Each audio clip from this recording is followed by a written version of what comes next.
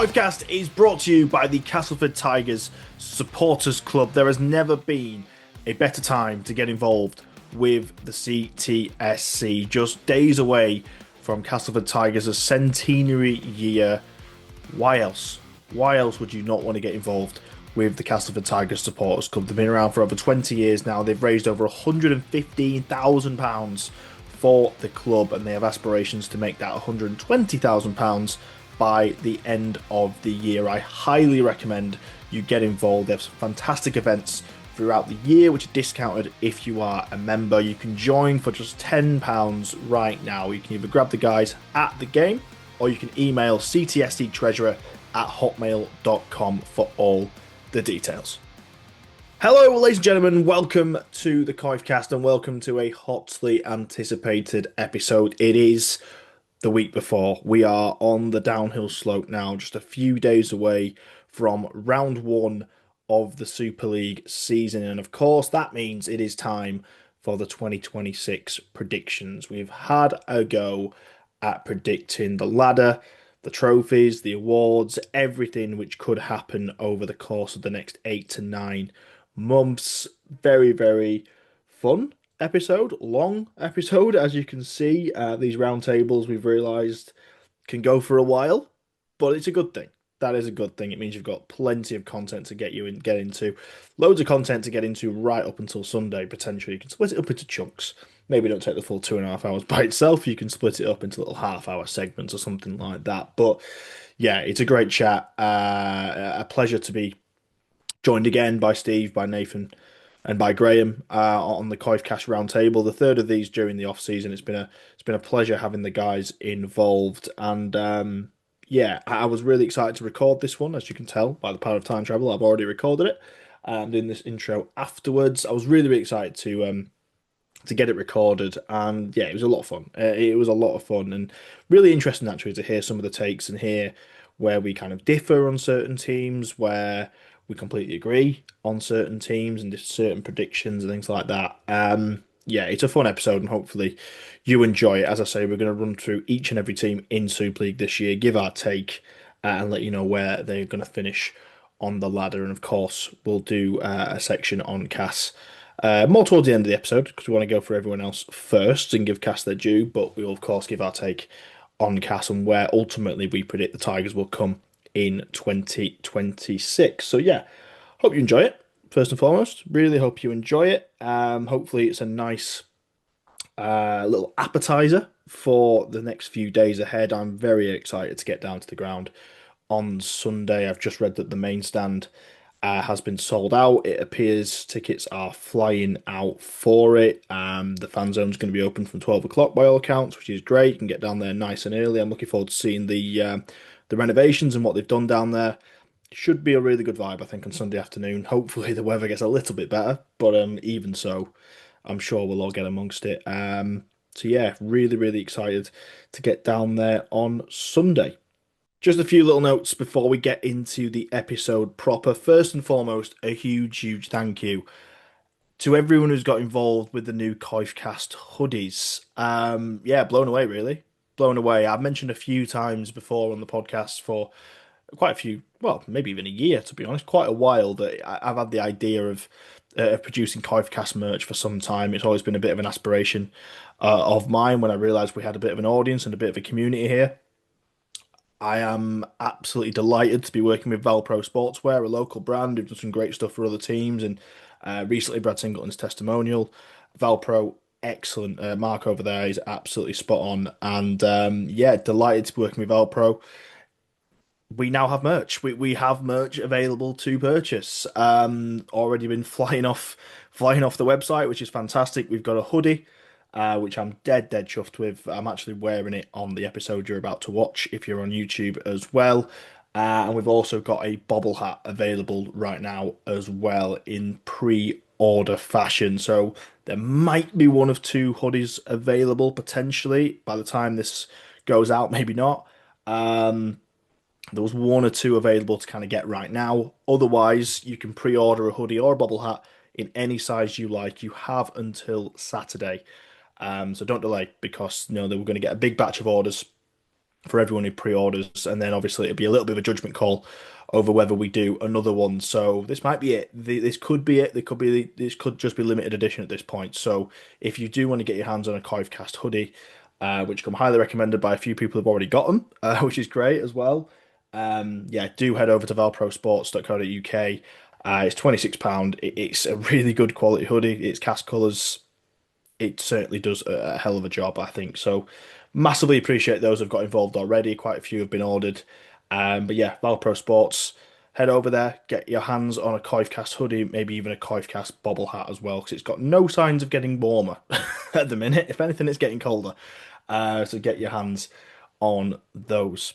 As ever, I want to give a big shout out to everyone on the COYFcast Patreon, patreon.com/COYFcast. If you want to get involved with our membership scheme, early access to episodes, entry to the COYFcast Predictor, all that good stuff. And of course, it just supports the pod as well. Huge thank you to Alan, Connor, Aidan, Deb, Graham, Jake, Scott, Alex, Brendan, John, Lee, Matt, Rory, Craig, Paul, Alison, Joe, Andrew, Richard S, Richard H, Aaron, Carl, Kyle, Morgan, Ian, Jody, Ian, is what I meant to say. Jody, Katie, Kev, Steve, Darren, Ian, Carolyn, Dale, Mark, Evan, Damon, Daniel, Joey, Harry, Callum, Danny, Helen, Adam, James G, James H. Thank you, Matthew. Thank you, Lindsay, Derek, Mark, Aaron, Craig, Ash, Gary, Andy, Tim, and finally, last but not least, Ryan. A few new members in there as well. So welcome to those who have joined in the last couple of weeks. Yeah, huge thank you as ever to everyone on the Patreon. And now, before we get this show fully on the road, a quick word and a huge opportunity from our sponsor, DDW Air Conditioning.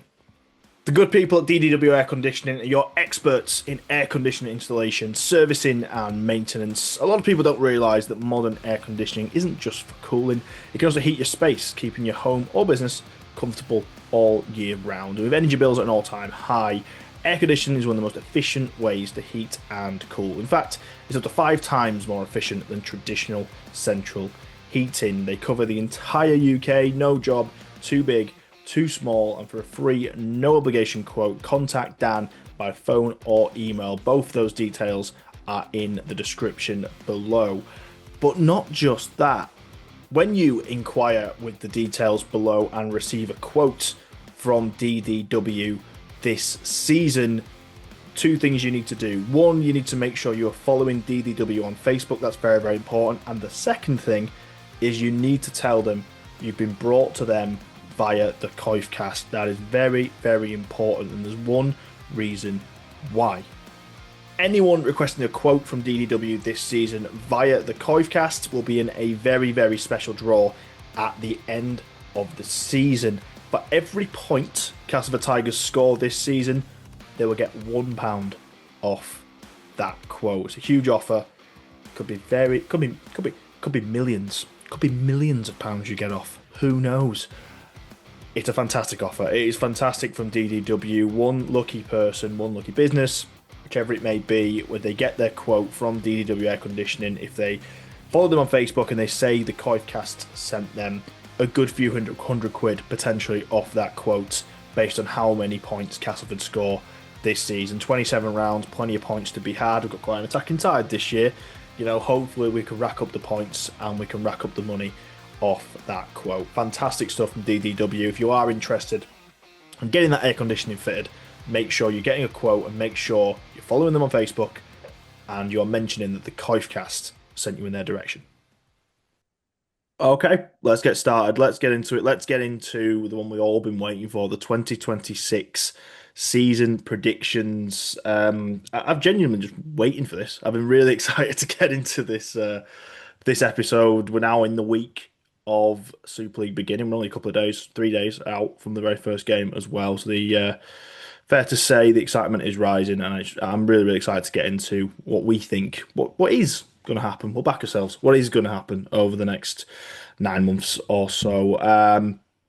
Before we get into the nitty gritty of it, obviously I'll introduce you all. I'll just go around my screen. So Nathan, first and foremost, obviously, sorry, a couple of weeks ago. I'm sure people enjoyed everyone on the on the kits video we did recently. I'm sure it's a fun watch for everyone. But yeah, how you been, mate? Last couple of weeks.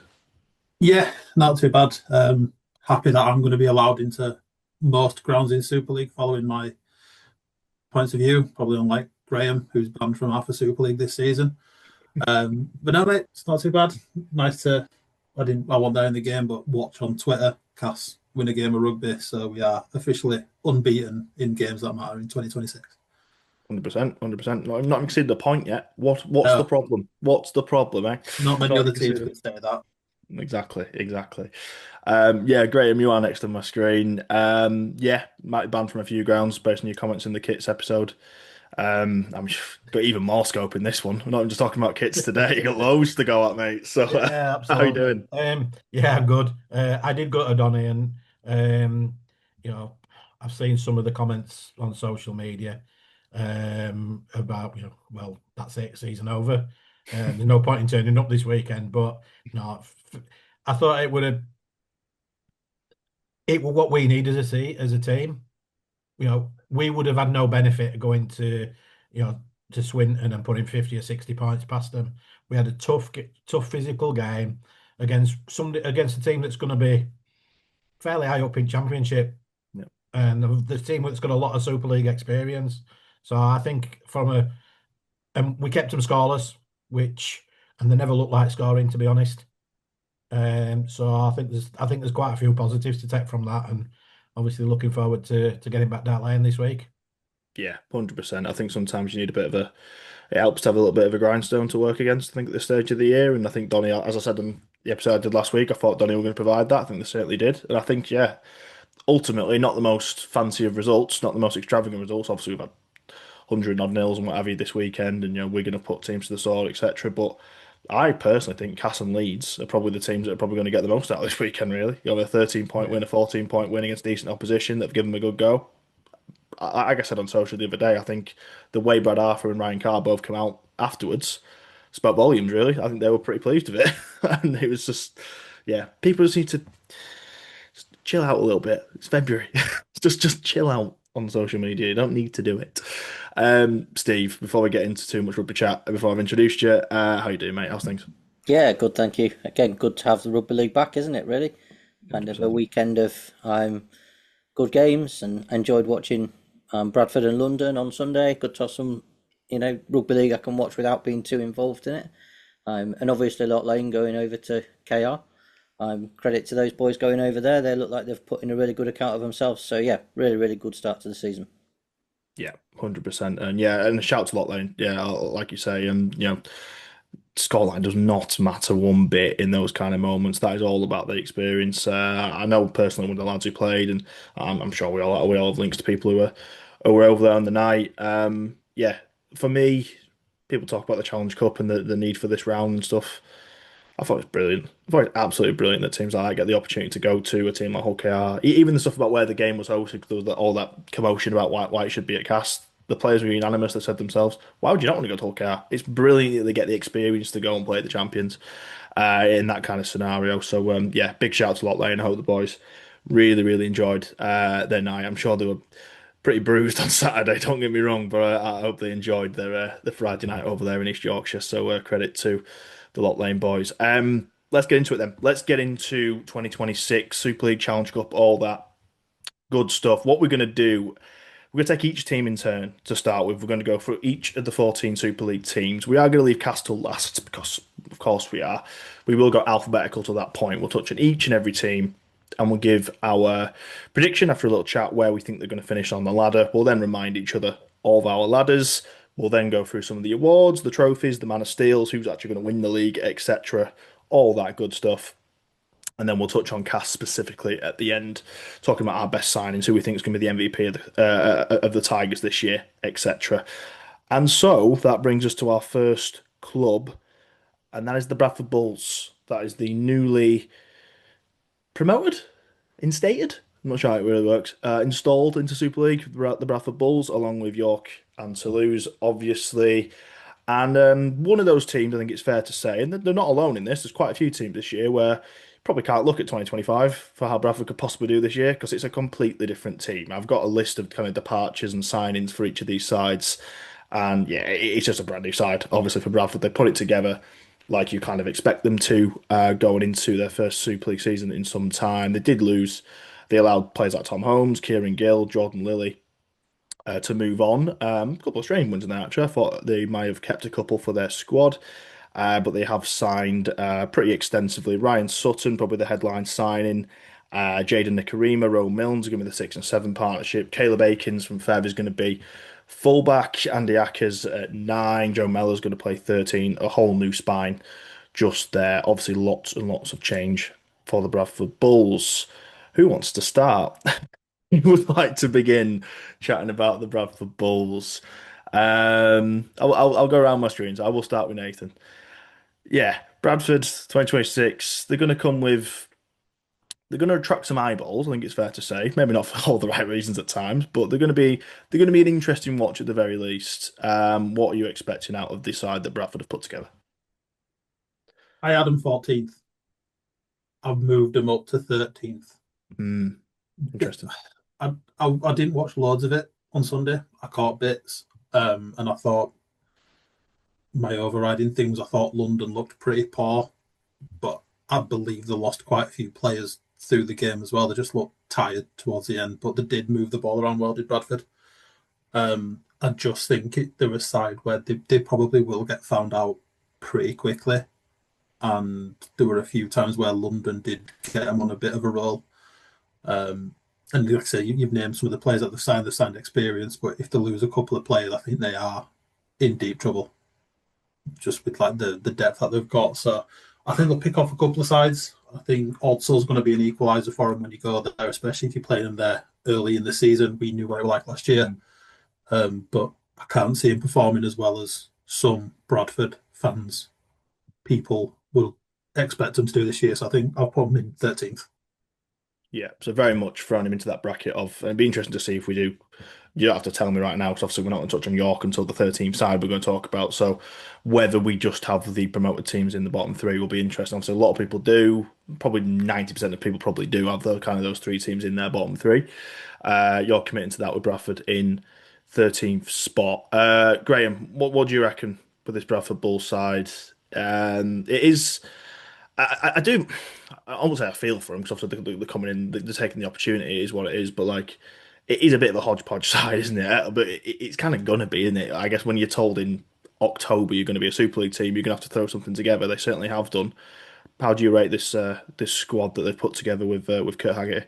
I think, like you say, it's always going to be difficult for any of the promoted clubs to get a really strong side together. And I think Bradford haven't done a bad job. They have signed some good players, like you mentioned, Sutton and Nikarima. Although pretty sure I've seen that Nikarima is going to be out for a month. Yeah, he picked up a knock yesterday, didn't he? Yeah, That's a big loss for them. yeah, Means that they're going with probably with Joe Keys and Rowan Milnes at half, which is going to be tough. It's going to be a tough ask for them to step up and play consistently well as a Super League half combination. I think, as Nathan mentioned, Odsall certainly early part of the season is going to be a big leveler. And if they could pick up one or two results, but I think on the whole, they'll struggle due to lack of depth. You look sort of past 20 in their squad, and it starts to look very thin, doesn't it? yeah. Yeah, I don't think they're alone in that, to be fair. I think there's quite a few squads at that ilk, but like you say, but even the top end obviously doesn't have that kind of top quality in there. And like I think, yeah, you make a good point on Nikarima. That is going to be a big lot. I thought Joe Keys was actually a bit of a standout for him yesterday, but to expect that kind of consistently from him is probably quite tough. And like I say, it's interesting they allowed, although none of them are kind of out and out Super League talents. Don't get me wrong, and obviously they've had a few little tests here and there over the years. I did think they'd have kept at least one of Tom Holmes, Jordan Lilly, or James Meadows. I am surprised that they had those three on the books and let them all go, to be fair, because could have been quite useful straight away, couldn't they? To be fair, some Yeah, of those guys. particularly Meadows, in my opinion. Yeah, I thought he's always looked a decent player. But you know, we're not going to live and die by some of the decisions of the people in charge of Bradford, are we? So no, that's their 100%, concern. 100%. Where would you have them on the league? Where do Um, you think? Where do you think you're going to finish on ladder? Contrary to Nathan, I haven't moved him, but I did have him in 13th. 13th anyway. Okay. It's consistent so far. Consistent so far, Bradford Bulls 13th. Steve, will you be sticking or twisting on that? What are your thoughts on the Bulls in 26? Yeah, I've got them bottom, and Oh, here we go. We I'm not started moving strong. on that one. I'm not moving on that one. And the reason is perhaps their squad is better on paper when you look at the individual players that are on there. But Yeah. I don't think they've quite got that squad balance that the other two promoted clubs have got. Hmm. And I think there's a little bit of overconfidence coming from them. So I think the expectations are higher, and I think they're going to be, the Toulouse and York know they're coming in. It's going to be a battle. They're probably going to be, struggling to win against the top teams. They're probably not expecting much more than a bottom half at least, if not bottom quarter finish. Bradford seem to have a little bit of arrogance about them, which I don't think will play well for them this season, because they are going to take some beatings, and I'm not quite sure whether they're firstly expecting that or they'll recover from that very well.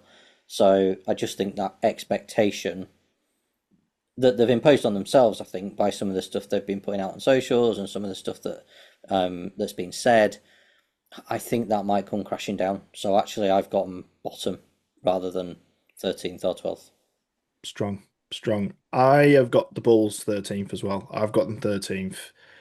Although I do take your point. Well, I take every point that's been said. It's funny with the home field advantage thing as well, 'cause I think it's very much there. Obviously, as Nathan said, we saw it last year. Apparently, they have relayed the pitch, or they are relaying the pitch. If I were them, it's the last thing I'd have done. So, as long as I can get away with it, I would honestly, I would be keeping Odsal as horrible as possible if I was Bradford. I think you'd want to make it as horrible as you possibly could for the opposition, frankly. I think they've made some kind of renovations to it. I don't know. Remains to be seen. We'll see it when we get down there. But I don't think that's going to be a huge advantage for them, to be honest. Also, maybe a little bit in the early stages of the year if it continues to rain. It has rained every single day this year so far, so it's probably not helpful. Um, but yeah, I've got them 13th. I think the squad. It's a funny one because it's there's some experience there. There is, but I kind of crunched the numbers on it, and the average Super League games across the squad. Sorry, is 32, which is not a ton, really. When you look at the grand scheme of the league, they are kind of bottom three in terms of actual experience. Even with what they've brought in, it is kind of recognisable Super League names, but it's not kind of consistent 5, 6 year guys. It is people who kind of dipped in and out of teams. It's players that have been at potentially bigger clubs, but it's not quite worked in your Wonga Blakes and your York and Balls, for example. So it doesn't quite have that blend for me just yet. I've got them 13th. I do think there's a squad that's worse, that's going to struggle a little bit more. It is the only reason I've got it there, but I can't see them breaking out that bottom three, that's for sure. That is the Bradford Bulls. All right, we'll move on to the next in our list. A really intriguing one, I think, actually, this year. And I wonder how we've kind of gone with this. The Catalans Dragons. The Catalan Dragons, who probably in the way they've kind of gone about 2026, I think have the most similarities of us. In the sense that they've made a lot of signings, they made a lot of change. Obviously, I know Joel Tompkins came in at the back end of last year, but he is essentially a rookie head coach for all intents and purposes. Obviously, they brought in a new coaching staff behind him as well. Yeah, big turnover at Catalans. Real changing of the guard, I think. Luke Keary obviously retiring, Sam Tompkins retiring, Elliot Whitehead retiring. They've lost some kind of players that have been there for some time now, and Yafiel Farge has moved on, is going to play in the French league. Jordan Desiree gone to KR. Romano's gone to Hull FC. Also lost Ollie Parkinson and brought Cruz Lehman in the swap deal, which is an interesting one. I think very much Wigan drove that as opposed to Catalans. I think it's a bit of a strange one, that one. But like I said, they have made some really interesting signings. Toby Sexton, obviously, probably the standout name. Lewis Dodd's going to be intriguing, that's for sure. But you've got your Charlie Staines, you've got your Solomon Fatape, who's someone who we were linked with before he went to Catalans. Tino's brother, I'm going to stick with Tino's brother, I think, for my own dignity. But some some recognisable names to be sure from overseas as well. So Catalan's going to be an interesting one. Steve, I'll let you lead off with the Dragons. How do you think they're going to fare in Tompkins' first full year as coach? I've got them in ninth. Hmm. I don't think they're going to have that successful a season. I think there's always a risk when you sign a lot of new players at Catalans that there's a lot of players going for the lifestyle rather than the rugby. I really think Joel Tompkins as head coach could be a recipe for disaster. I just don't see it. I don't see him as a head coach. And it's Mickey McLaurin who's gone over as well to be assistant. I cannot see that being a particularly successful coaching team, if I'm honest. I don't see Joel Tompkins being that tactically astute. I don't see him commanding the respect of big name players, particularly who they've brought in. No, I just don't see it for them. Toby Sexton's great, but we all thought the same for Luke Keary last year. Didn't work out. Two of them already know they're going back to the NRL next year. Yeah. That's not great, is it? As a starting point, you're starting a season with your hopefully players who you want to be really good already trotting off next season. So I'm not convinced that culture is going to be great. They've come over for a year of sunshine, haven't they? Potentially. So no, I've got them in ninth. I don't think they'll be near playoffs. Yeah, I'll give my prediction next. I'm very, very similar. I've also got ninth. I've also got ninth for Catalans, and I'm kind of to and fro. And it, the Perth thing's a really interesting point for me. I mean, Toby Sexton is that kind of marquee man really this year. It's a signing that I've talked about in the podcast before. I think it's potentially a sensational sign. I think he's a great player. He's a bona fide NRL player, NRL half. But I don't know, when you've got one eye on being potentially the kind of focal point of a brand new franchise in the NRL, is your focus going to be there? I don't. Look, I'm not one to kind of question anyone in this game's professionalism, of course not. And I actually hope it goes well. It'd be good to see a good Toby Sexton in Super League this year. But it's not ideal. And spoiler for later on, I've got another team that I don't think are going to improve on last year that are kind of down here as well.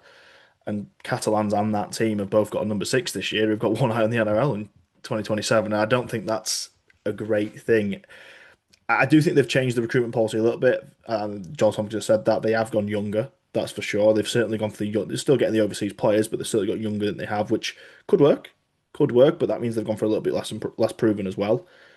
I just think for that, you need a proper. I don't want to call Joel Tompkins not a proper coach. That's not fair. But I would prefer to have the experienced coach in there if you're going to bring the younger set of Australian players through. And I'm just not sure that connection's going to quite work. So don't think they'll be awful.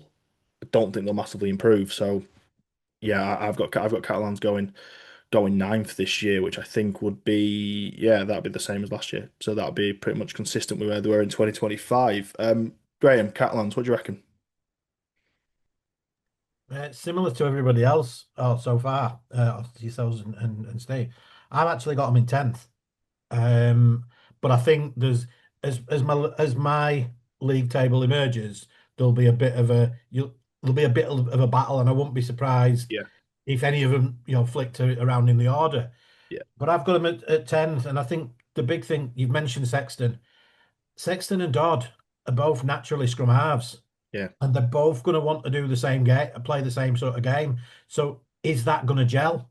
If it Mm. doesn't, it could go disastrously wrong for them.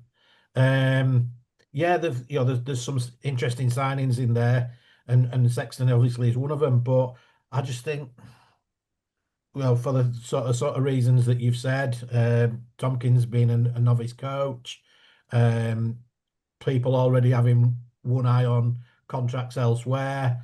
I just think they're going to be in that mid-table battle. But ultimately, as I say, I think I've got them at 10th. Yeah, you make a point there. I must admit, I do. I'm also in the same camp that as much as some league positions might seem harsh on some teams might seem a bit more optimistic. I do think there might be a situation where we can throw a net over quite a few teams come round 27. To be fair, I think it does look like that. Nathan, what do you reckon? Well, as it turns out, I'm going to be the most popular man in France in this video because I've got him in a staggering 8th place. We've got Um, yeah. yeah, I think it's pretty much all every reason that's already been said. Like I said, I think the coaching setup and one of the things we'll talk about later, it ties in with Tompkins, but I think in the backroom staff, Sheridan, McAlorum and Mitchell Pearce, and he gone back over there as well, I think. I'm not 100% sure on that. PS has. You're talking about PS, Yeah, yeah. so Yeah. you've got a coaching thing of people who haven't really coached at a high level. Yes, they were all very, very good players, but your most senior person there is Ryan Sheridan, who we spoke about in Coach Special, where he's never taken that step up. Yeah. I think they'll start off well, but then I think you're just going to see that because at some point, Fasu Malarawi he's going to be looking at Perth. At some point, Sexton's going to be looking at Perth. You've got Lewis Dodd, who didn't really play a game of rugby last year. Yeah. And the year before, there were Saints fans who were happy to drive him to Sydney. I think he's a player who he does go missing. Yeah. So It's a lot of pressure on him, isn't it? It's a lot of pressure going the year he's had and the spotlight that was on him and that's the thing. He's got to perform. He's got to perform from week one as Lewis Dodd. You just wonder, you can almost wonder where his career is going to go a little bit. So that's a lot. Like for the reason you said as well, Graham. Like he's really got to perform, but he's ultimately going to try and do the same job as Sexton. So it's a weird dynamic, isn't it? Really. yeah, there's a lot of eggs in the same basket, and I feel like it'll be one where if they go well, they'll go really, really well. Yeah. If they don't, they will go really, really bad. Yeah, no, I can completely agree with that. So yeah, very similar, anywhere between eighth and tenth for Catalans. Then they've also got an injury as well. Manasi Cajo, I believe you pronounce it, the winger. He's actually picked up quite a serious knock as well. Probably means Josh Sims going to get quite a lot of game time, which I quite like for Josh's sake. To be honest, obviously he's gone over there. Good for him to get some game time at Catalans. I hope he's or at least close to next man up in that scenario. But yeah, I think we're all pretty much on the same page with Catalan, which brings us to the Huddersfield Giants, 10th last season. A few departures there as well, and some significant ones, I think, as well. Certainly for the changing room. I mean, Leroy Cudjoe obviously retires. He's been there for a million years. He's not going to be part of the squad this season. Ashton Golding, I think, has moved on as well, he's played every position on the park, hasn't he? But again, feels like someone to be quite big for their culture. A couple extras, both Jack and Jake Bibby have moved on. Elliot Wallace has moved on. Aidan McGowan's moved on. But the big one, and granted, with how it's kind of played out, yes, he wouldn't have played for him this year anyway. But Oliver Wilson moving on, obviously he's gone to Wigan. Yes, he's got the injury, so he's probably not going to take much part this season. But regardless of whether he's moved on or he's got the injury, Oliver Wilson's not going to be a Huddersfield Giant this year. That's a big, big blow. That is a big, big blow, I think, for that team, particularly when you look at what they brought in terms of their signings. I mean, Niall Evalds is technically the number one signing, but he was kind of already there anyway. So he was there on loan. I'm not really counting that too much. Outside of that, it's Cozza, who went pretty well at Wakefield, to be fair. Asher O'Donnell, who is literally Kai's brother. So we'll see. Chris Batallo from Manly, and then Ollie Russell's gone back. Not a lot. They've not brought a lot in there, and this was a fairly poor Huddersfield team last season.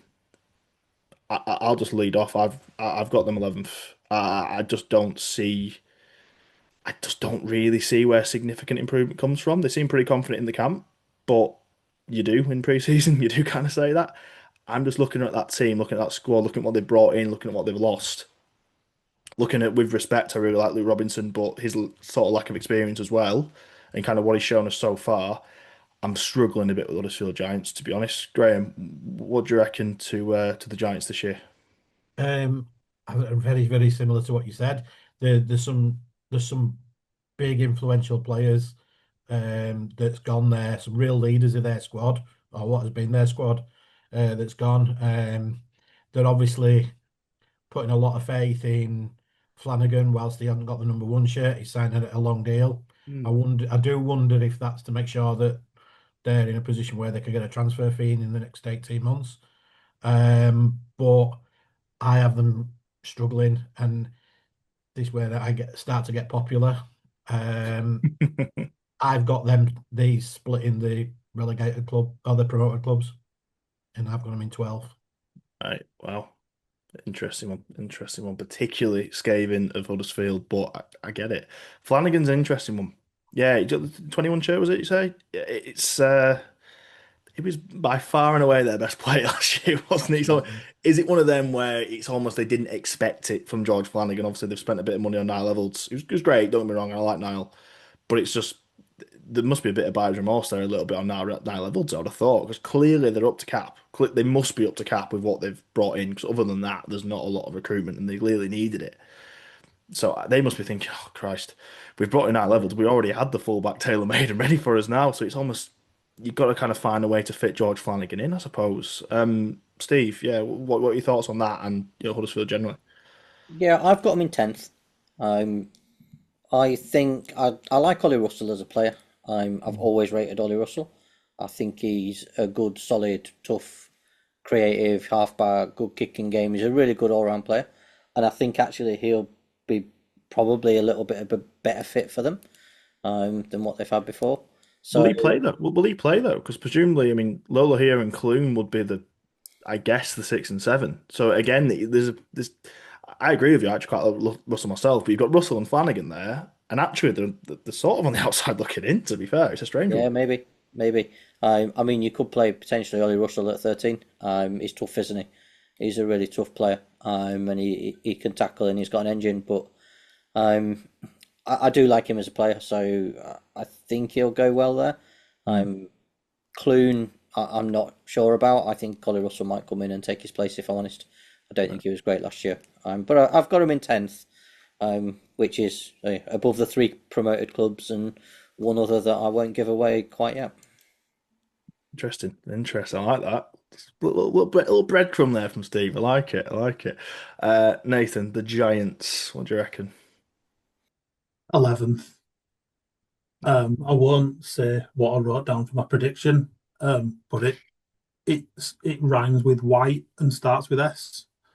But they're better than the newly promoted sides. Like I said, I just think that they've created an issue with Evans at 1. So if Hmm. you're going everyone's fit, where do you put your best player in Flanagan? Because Lola Hay is seemingly undroppable when fit. He'll always play like prime Sean Johnson against us.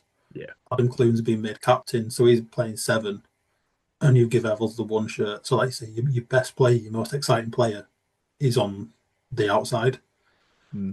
Um, yeah, Luke Robinson spoke a lot about the culture's different and everything seems different, everything seems better. But Danny Maguire said that about us last year. Yeah.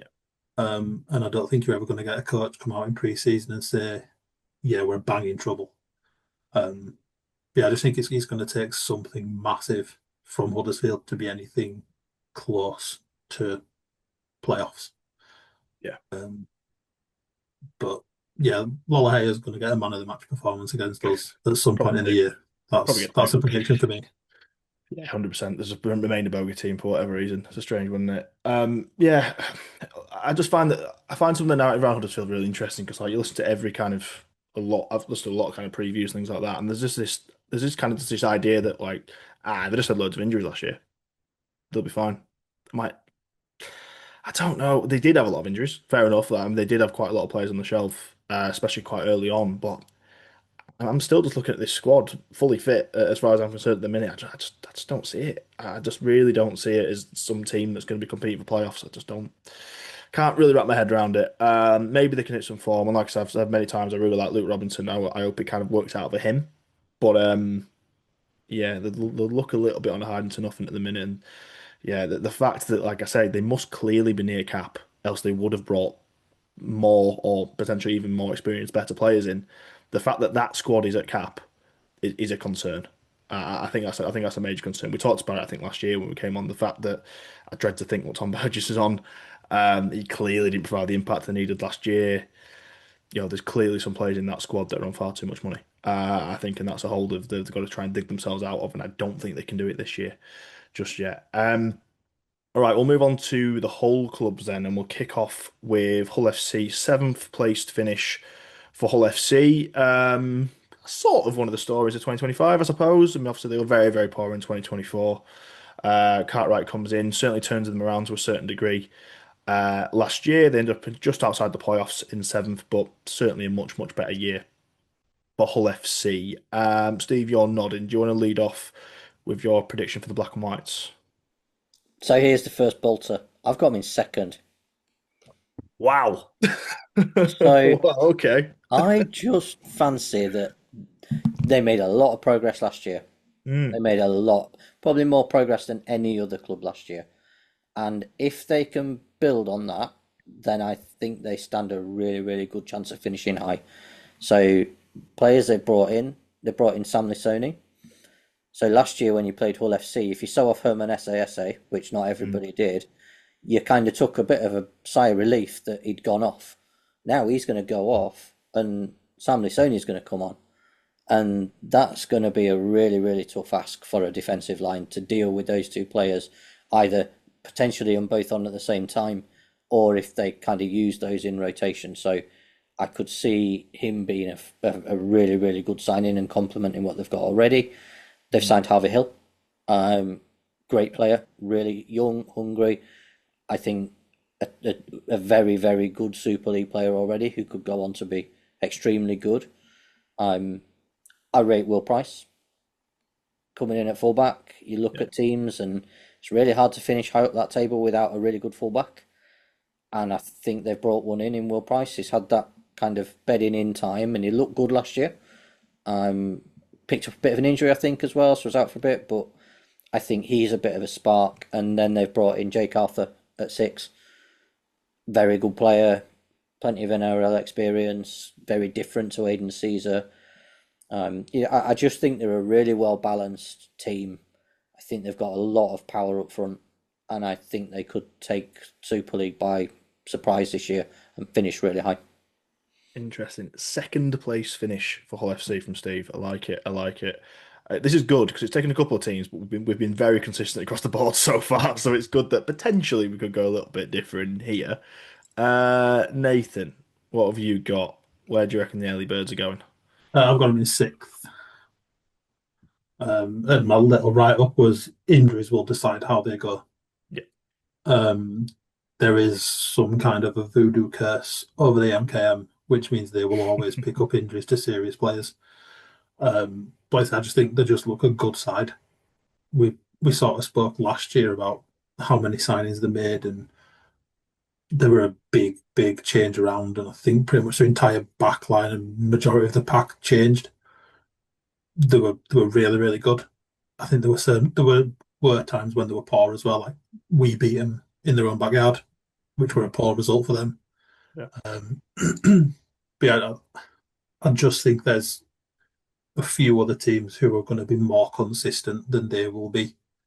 But they will be right up there at the end of the year, especially like playoffs. I just think if they're in form, they're always a team who, when they're in and around knockoff rugby, you never want to play them. But yeah, I've gone with sixth. Interesting, interesting. I'll go next. I've actually got seventh. I think they're going to be the same, or they're going to finish the same on the ladder. That doesn't necessarily mean they might not improve a little bit. I think they may do, but I'm kind of looking at the ladder I've got in front of me. I think there's, again, without giving too much away, I think there's probably a top four. I think that's probably about locked in my opinion. And then it's a little bit of a lottery. It becomes a little bit of a lottery from kind of fifth down to even as low as maybe ninth or something like that. I think there's gonna be. I actually think there could be quite a lot of teams real close. It's not going to shock me at all if Hull FC are a playoff team. Don't get me wrong. I really don't think that's the case. But I've got them seventh. I was waiting for the age of that squad to blow them up last year. It didn't quite happen. Did a little bit, but didn't quite happen. A lot of them players are now a year older again. Um, I just wonder. There's in certain positions, I think the back line is generally very good. I'll say that. I think if Price can get going, if Price can really get going, that could be the spark. I think you call it yourself, Steve. I think if he can get that connection with their spine, that could be really interesting because I think they've got some real strike.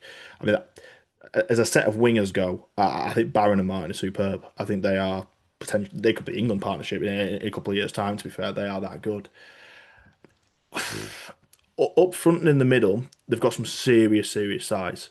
As you say, Steve, they brought Sam Lasoni in, Herman SCSA. I don't know if he's going to be ready for the start of the year, SCSA. He had the injury, didn't he, with the Achilles, was it? Um, is even Achilles or ACL, I forget, but I think he's an Easterish one, Herman SASA, so it's a little bit of a slower start for them. And I do wonder because they are massive. They are absolutely huge, that pack now. It is. I need to see a few games of rugby league this year because I'm not sure what this ruck rule is going to do. And that might scupper them a little bit because Sam Sony was awesome last year. He was an absolute wrecking ball. Best season he's had in Super League by a mile. Is he going to be how much are you going to get out of a player like that if the rucks are really, really, really quick? Because he's going to have to defend against them as well, is the problem. I wonder whether they've almost gone a little bit too big, which is very much amber tinted glasses as well, because I know we're not the biggest. So I am try and make things happen a little bit for Cast, don't get me wrong. But I think there is the idea that you can go maybe a little bit too big this year, particularly if the refs are really, really keen early doors. And that might just scupper them a little bit. I still think it could work. It could work out really well. They could be a top four side. It could happen if they keep everyone fit and they get going. And Caesar as the year he has. I mean, Aiden Caesar amazed me last year. He was sensational. Can he do that again at 35, 36? We will see. But I'm a little bit lower in the moment at the moment. I'm gonna go seventh. I think they'll be at least be the same. I think they'll at least be consistent where they were in 2025. But I've just got a few little reservations about them really taking that next step up. Although I can kind of see why people would be more optimistic about it. Graham, but we're a little bit spread on FC. Where have you got them? I've got them. I'm going with Nathan. I've got them in sixth as well. I think the they've obviously they've got some really exciting backs as you mentioned, Price, Litton, Martin, Barron. Throw Arthur into that, and then they've got some. Yes, they've got a massive pack, and that could be the downfall, but it could also be the making of them. Good work, yeah. Good work. And you certainly wouldn't want to tangle with their pack in down a dark alley, would you? But it's some of the kids that they've got coming through. The Kemps are two really, really talented kids, and I think you'll see some of them emerge. Ryan Westerman had a few games last year and one or two others, but I think also like James Bell's a really good signing for them. Yeah. Whatever position you ask him to play, you're going to get a 7.5 out of 10 out of him week in, week out. And yeah, I just think they'll go one better than they did last year and finish sixth. Yeah. I mean, James Bell is just the perfect, to be fair, break glass when John Asiata gets injured, which will be very, very soon into the season, won't it? But you can, to be fair, he is the perfect replacement. You can just slot James Bell in there. I thought he was great at Saints. That has been the last couple of years. That is a really good signing. To be fair, yeah, all fair points, all fair points in FC. Interesting you brought up the youngsters as well. I think it probably shows how confident Hull FC are on their kind of next crop of youngsters. So this brings us nicely onto Hull KR, the next team, that they're willing to let lads like Jack Charles go.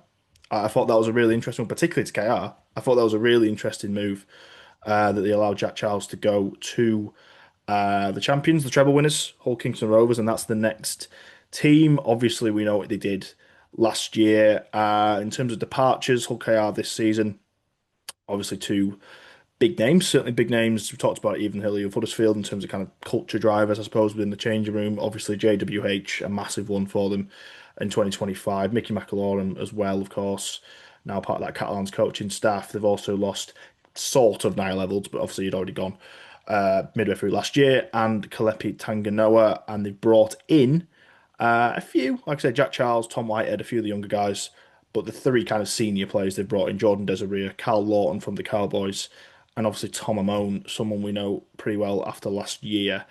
Great, Matt, I'll come straight back to you on KR. Are we expecting more of the same? Is this going to be a little dynasty at Hull Kingston Rovers? Can they do it over a couple of years, or is it just going to be a little bit too hard to repeat in this league? I think they're certainly going to be up there challenging.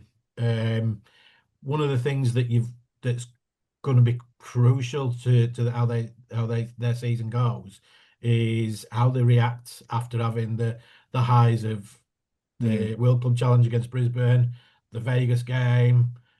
That's going to that could take a massive toll on them as a squad.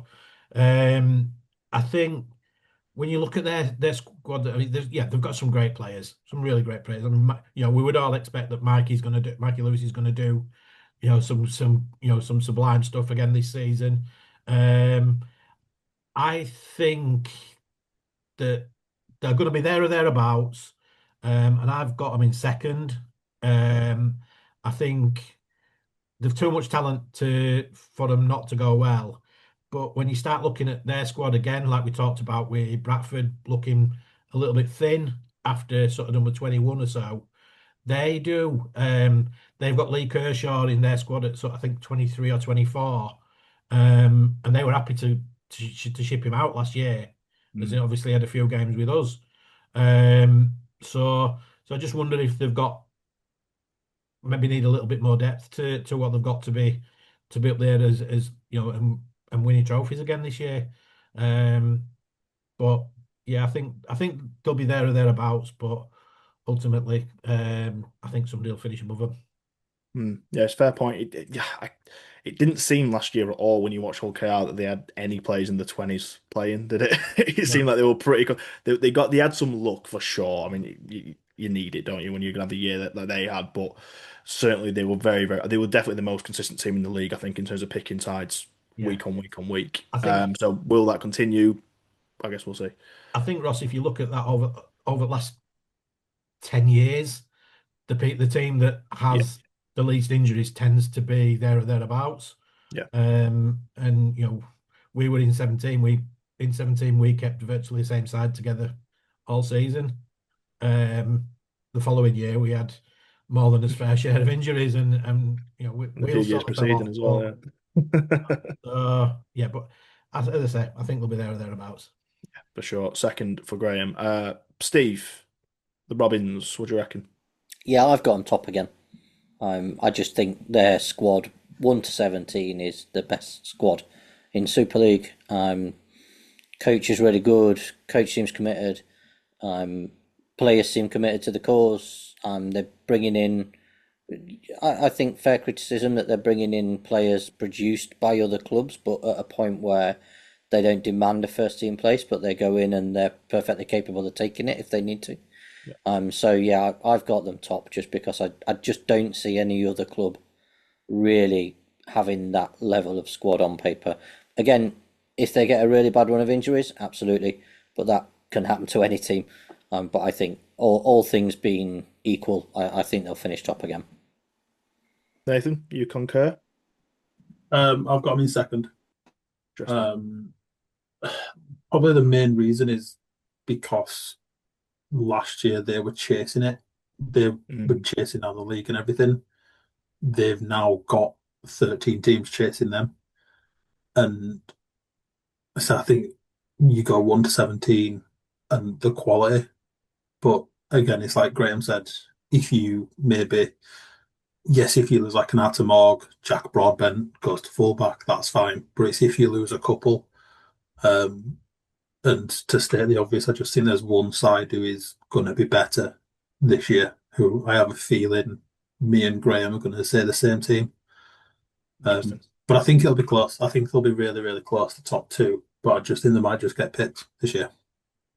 Interesting. Slightly split on this one then. I'm with Steve. I've got them top. I think they will be top. It's again kind of listening to kind of other previews and a few little prediction shows and talk from some of the pundits, things like that. It's there's almost, I kind of referenced it kind of on purpose with the kind of departures thing. There's a little bit of a narrative around the kind of Hargreaves thing and the fact that they've lost Hargreaves and McLaurin and the impact of that.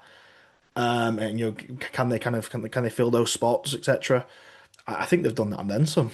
To be honest with you, 'cause I think you look at the squad they've got, which is outstanding as we've seen all last year, and you look at those kind of two names. Mickey McLaurin wasn't playing a lot of rugby league last year, if we're being honest, hasn't for the last few years.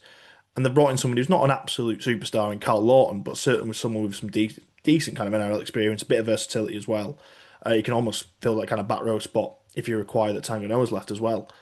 And then you kind of look at JWH, who he had his kind of obvious impact, and I think in typical style, like a good player does, he saved his best performances for big games. Don't get me wrong.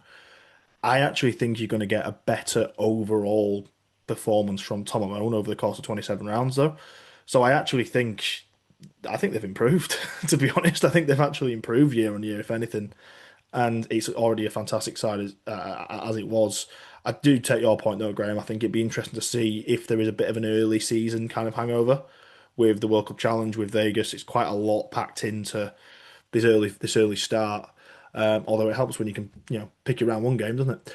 That does help a little bit. Yeah, I just think I agree with Steve. I think they're the best side on paper at the moment. So I do have Hull KR top of the tree. That brings us to our friends, the Leeds Rhinos. Fourth last year, the Rhinos. Key departures for them: Morgan Gannon moving on, Sam Lasoni, as we mentioned, gone to FC. Matt Frawley, James Bentley, Jack Sinfield, sorry, Andy Ackers. Not made too many signings, Leeds, to be fair. Just the four: Danny Levi, Ethan O'Neill, Chris Haggington, and Jeremiah Matautia, who's a bit of a mountain of a man, to be fair. Nathan, I'll come to you first. How do you rate Leeds' chances in 26? I'm going to say two things that kill me over the next hour or so. This is the first one. I've got them in third. I just think they were good last year, and they've got one of the best coaches in the league who probably justifies the salary that is on. Yeah, I just think they found a balance. But again, we spoke last year about Jake Connor, and was he going to be booed out of Headingley, or was he going to get the keys to the City of Leeds? He got the keys to the City of Leeds. It's going to be interesting to see if he can back it up if you get Brodie Croft playing consistently. But they just looked, for the most part, a really solid unit. So I do have them right up there this year in third. Interesting. I'll go next. I've got them fifth. Again, it doesn't necessarily going to mean they're going to take a massive drop off or anything like that. I've still got very much a playoff team. I think there's too much quality in that side to not be a playoff side. I think with the Rhinos. Does Brad Arthur want a beer? Does he? Does he? We'll find out. I think we'll find out. He's throwing his hat in the ring for the England job as well. I did have a joke with my old man the other day that part of that reason might be just so the RFL can pay the pay the airfare back to Australia for 2027, so he can just stay there after the World Cup. Yeah, he is a fantastic coach, Brad Arthur. There was just a little bit too much speculation about it over the last year and a half for me to be really, really comfortable with it, and we know what that can kind of breed. Yeah, I think they're going to be very similar to last year. I think they'll be very kind of similar. They've not kind of made massive wholesale changes to this side, to be honest. I do think Danny Levi's quite an interesting acquisition. I think he's a good player. I think that'll go pretty well. It'll be interesting to see if it kind of impacts how Jared O'Connor's been going. To be fair, because I thought he was very good last year. So it'll be interesting to see how they kind of sort that minutes wise. Yeah, Lasoni's potentially a loss as well. To be fair, and Jeremiah Matauti is coming in, who he's quite unproven. Could be great, big fella, but probably not going to quite have that impact that Lasoni has. Yeah, I'm kind of expecting similar-ish from Leeds this year. I'm not expecting a huge. I think there's certain people really expecting Leeds bang up there. They're going to win it. I'm not sure where that's coming from just yet. Personally, I can't quite see that. You're nodding, Steve. What do you reckon? Sorry, get myself off mute there. I've gone fifth as well. So I don't think the players who have come in are quite as good as the players who've gone out. I do like Danny Levi, but yeah, for me, they've lost more than they've gained, and then they've got not just the Brad Arthur, but the Harry Newman's going. What impact's that going to have? It might be really positive. It might be keen to go out on a high. But it might also be negative. And then obviously there's talk of Mikalecki going over to Perth as well. So yeah, I'm a little bit kind of on the fence with Leeds. Don't think they'll be significantly worse, but I don't think they've improved. And I think there's going to be a little bit of chatter around their players for the year after. Brady Croft out of contract as well, I think, is he? Think he's out of contract at the end. He may well be. He's out of contract at the end of 26, so there's going to be some talk around that. Is he going to be? Is he Toby Sexton's partner at the Perth Bears? Is another Super League club going to come in for him? So I think there's going to be a lot of talk around some of their bigger players, and that could be a distraction as well as their coach. Yeah, so totally. Fifth for me. Graham, what do you reckon? I've also gone fifth. Interesting. I think they've too many players, not or too many good players to completely drop away. I think Levi's a really good signing. Some of the kids again coming through, Presley Cassell, Alfie Edgill, Riley Lum, people like that have got. I think they've got an opportunity to prove a point. Interesting that Steve mentioned Brodie Croft.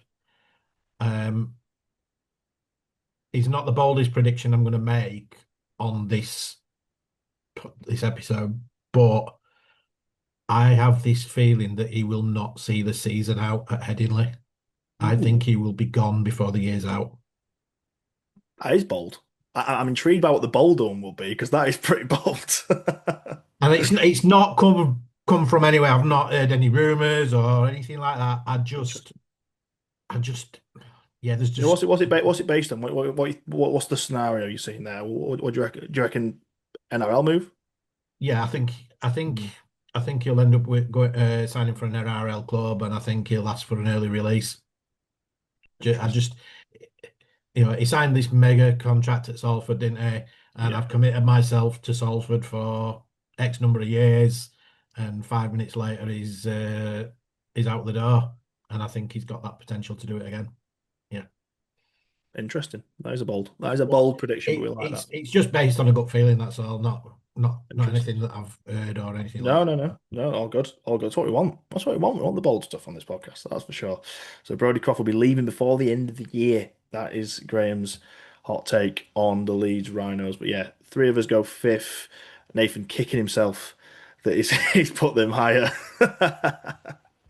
Love it. Love it. We'll move on to the Lee Leopards, who are a very, very interesting team. Probably the sort of hype team, aren't they? Let's be fair, going into 2026. So there's a lot of hype around the Lee Leopards after what they've done the last couple of years, particularly how they played at times in 2025. Just looking at their kind of incomings, outcomings, obviously they've let go Daniel McIntosh, who's ended up at the Tigers, Ethan O'Neill gone to Leeds, Brad Dwyer, Salford, Tua Tavares moved on as well. Key signings for them.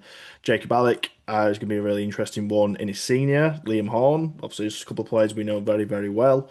And probably the big one for them is Adam Cook. They're going to be putting a new halfback in there at Lee, which will be interesting to see how that works because they've been a little bit, with all due respect to the likes of Ben McNamara and Gareth O'Brien, they probably haven't had that kind of linchpin like number 7 in there or number 6, sorry, for some time anyway. So it'll be interesting to see how Adam Cook goes there at the Lee Leopards. But yeah, lots of hype around Derek's boys in 2026. Nathan, apart from mad fireworks and whatever else we can expect at the Lee Sports Village this year, what do you think we can expect from the Lee Leopards? I'll put them fifth, Wow, okay. Interesting. but what I have said is there won't be. I can't see there being much between first and Yeah. fifth. It was kind of I had to put them somewhere, and it was between fourth and fifth. But the team that I've put in fourth is like I don't think I could have put them any lower. Yeah, I just think they've been a good side since 2023. They continue to be a good side. It is going to be interesting to see how the likes of Vinny is he just going to be kind of a backup who only plays a couple of games because I've obviously got Keenan Brand who I think surprised quite a lot of people with how he played last year, Yeah. and Josh Charnley who's going to be hunting down that try scorer record. There does still remain question marks over his Adrian and Lachlan Lamb going to the PNG side in the NRL. I can't really see it happening, but it could do. Yeah, they are only fifth on the basis of I had to put them in somewhere, and that was the last spot remaining. But I wouldn't be surprised if they ended up third or fourth. Yeah, I've got them as high as second. To be honest, I've got them second on my ladder. I just think it's. I liked watching them play last year. They're just a good team. They're a good team. They're really defensively, line speed. They've got a bit of everything. To be honest, they've got a bit of a magician at halfback in Lockie Lamb. I think the one thing that gives me pause, and I have seen a few people literally just going all out and going Lee at the top. I think the fact they are mixing up the spine a little bit, the fact they're kind of inserting a young half in there does give me pause a little bit. I need to see what we can get out of Adam Cook first, I think, before I go anything kind of too drastic. But yeah, they're obviously well coached. You said earlier about one of the other teams, Steve, about kind of the incomings kind of outweighing outgoing things like that. I think this is a Lee scenario where I think the players they brought in probably are better than the players they've left. I think it's an improved side. They were third last year anyway. I think there's a couple of teams around there that could have a little bit of a drop. So yeah, I've got Lee as high as second, to be honest. And yeah, I think they're going to be a very, very interesting watch this year. I think the pack in particular is superb. It's a very, very good pack, and I think it's kind of suited to potentially how the game's going to be played as well in 2026. Steve, Lee, what do you reckon? 7th. Ooh, the opposite. I Okay. just think they've been very, very good, and I'm not putting all of their success down to luck, Hmm. but they've had a lot of luck with injuries in particular. And I kind of noticed probably maybe halfway through last season, there was a lot of like, they were always saying they've got loads of injuries and this player's not playing, and it started already this season with Mm. how many players they've got available. And yet, when it comes to game day, they're all there. I'm not quite sure who they think they've got injured. So I do think they've had quite a good run of luck with injury. Admittedly, I think you tend to get less injuries when you're playing well and you're winning. So perhaps it's not luck, perhaps it's you make your own luck. But to me, I just think this is the year where they implode a little bit. They've not really in the last couple of years had a period of time where they've had to really dig themselves out of a hole. And I don't think any club goes through that for like 3 or 4 seasons without having that period of time. And I think there'll be a lot around how they react if they do get into a bit of a hole and they lose 3 or 4 games in a row, or they lose Ipape, Lamb at the same time. What do they do then? I'm not quite sure what they would do. Obviously, Gaz O'Brien's still there, but I just think this is the year where they're gonna hit the buffers a little bit. Maybe it's a bit of gut instinct. No club can potentially go that long without having some adversity. And I think this is the year where they might well get that. Well, if Derek settled down to watch this with a glass of wine, he just spat it out. I think he won't be happy I'll with be that, enemy Steve. number But one on Twitter, won't I? X. I'll I be like. I'll be the target of a Derek Beaumont quote tweet. I like the bold takes. We like the bold takes. Graham, the Leopards were obviously quite split on Lee. What do you reckon? Yeah, I'm going in middle. I've got them fourth. Perfect. So sorry Some about splinters there. Yep, there's some splinters. that. I think the end of the day, they've signed well, or they appear to have. I think Davy Armstrong losing him for the early part of the season is a Mm, big blow. Obviously, Bailey Hodgson proved that he can be a more than capable deputy. yeah. I think the squad has a bit of depth for it when you look at Ben McNamara, Jack Hughes, Gareth O'Brien, all in the squads, squad number 20s. And yeah, so I think they'll go well. They'll beat some good teams particularly at home. While opposition's still choking on the pyro smoke. But yeah, as I say, got them at fourth. I think they'll have a good season. I'm not really sure about this. They've signed well. I really don't. I It, don't it's it, it's see it's it. interesting signing. It's you can tell Chris Chester's not been doing the recruitment anymore. Hmm. I'll say that. I'll Yeah, say that but like much. Liam Horn, Mm, I really like Liam Horn as a cast player. I think he was brilliant for the club for the time he was here. Is he a top four Super League player? No, probably no. not. Probably not now. He's an overseas player. Is a player who only has to get a grade A and is going to get a long ban because of the long ban he had last year. We had in his senior is he a top four player? And admittedly, he might be a backup player, I but think he will be back up based on squad numbers. I just don't see this idea that they've signed well, and then the halfback's unproven. I just don't think I don't think they have signed well. Fair. I'm just waiting to see a leopard print Lamborghini pull up outside Steve's house. Yeah, En route. It's en route. That's all right. It'd stand out outside my house. Don't worry. We'll move on to the next team in the list, who are a very intriguing one, I think, in St Helens, a team we've actually had a chance to have a little glimpse at this pre-season. Lot of change at Saints in terms of players leaving. Obviously, a major one of the big emissions from Super League this year being Morgan Knowles, obviously going to the Dolphins. They've also lost James Bell, as you've mentioned, Joe Batchelor, Moses Mbai, and a few players are kind of more in the fringes. Your Conrad Hurrells, your T. Ritsons, John Bennison's as well, who's gone to York. But they've certainly made, I think, not a huge amount of signings, but they have made a little bit of a splash. They've certainly gone quite glitzy with the names, what they've brought in, namely, obviously, Jackson Hastings coming in quite late into the piece, really. But probably the standout signing in Super League this year. I think you've got to say on name value, Jackson Hastings alongside him, Nene McDonald, which is a very, very interesting one. David Clemmer, who's no stranger to the big stage. Jacob Host, who was long linked with Cass, actually, Jacob Host, but ended up going to the Saints. Shane Wright joined them at the back end of last year. Joe Shorrocks as well followed. Paul Rowley, who is, let's be honest, the big signing that they've made for 2026. Paul Rowley being in there as head coach, which I'll say my prediction to last on this one. I'll come to you first, Steve. That is the big one, isn't it, for them? It's Rowley coming in. Yeah, I've got them in third.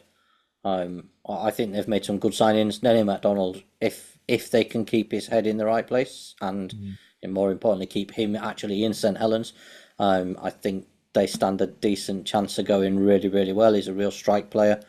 I really, really like. I've just had a blank on his name. The young centre who came through. He's going to play Robertson. this year. Yeah. I really, really think it's his year this year. Yeah. Think he could go really, really well. Wellesby, I think, has got a point to prove. Yep. Sailor, again, if they can give him a platform and give him some space, he might really benefit if the game speeds up. He's one of those players you look at and you go, there's probably him and Lucky Miller at Leeds. If the game speeds up, it'll suit their game down to the ground. And a really good, experienced head coach who's been to cup finals or grand finals with a team without as much talent in as St Helens. So yeah, I've got them in third. I think they'll go really well.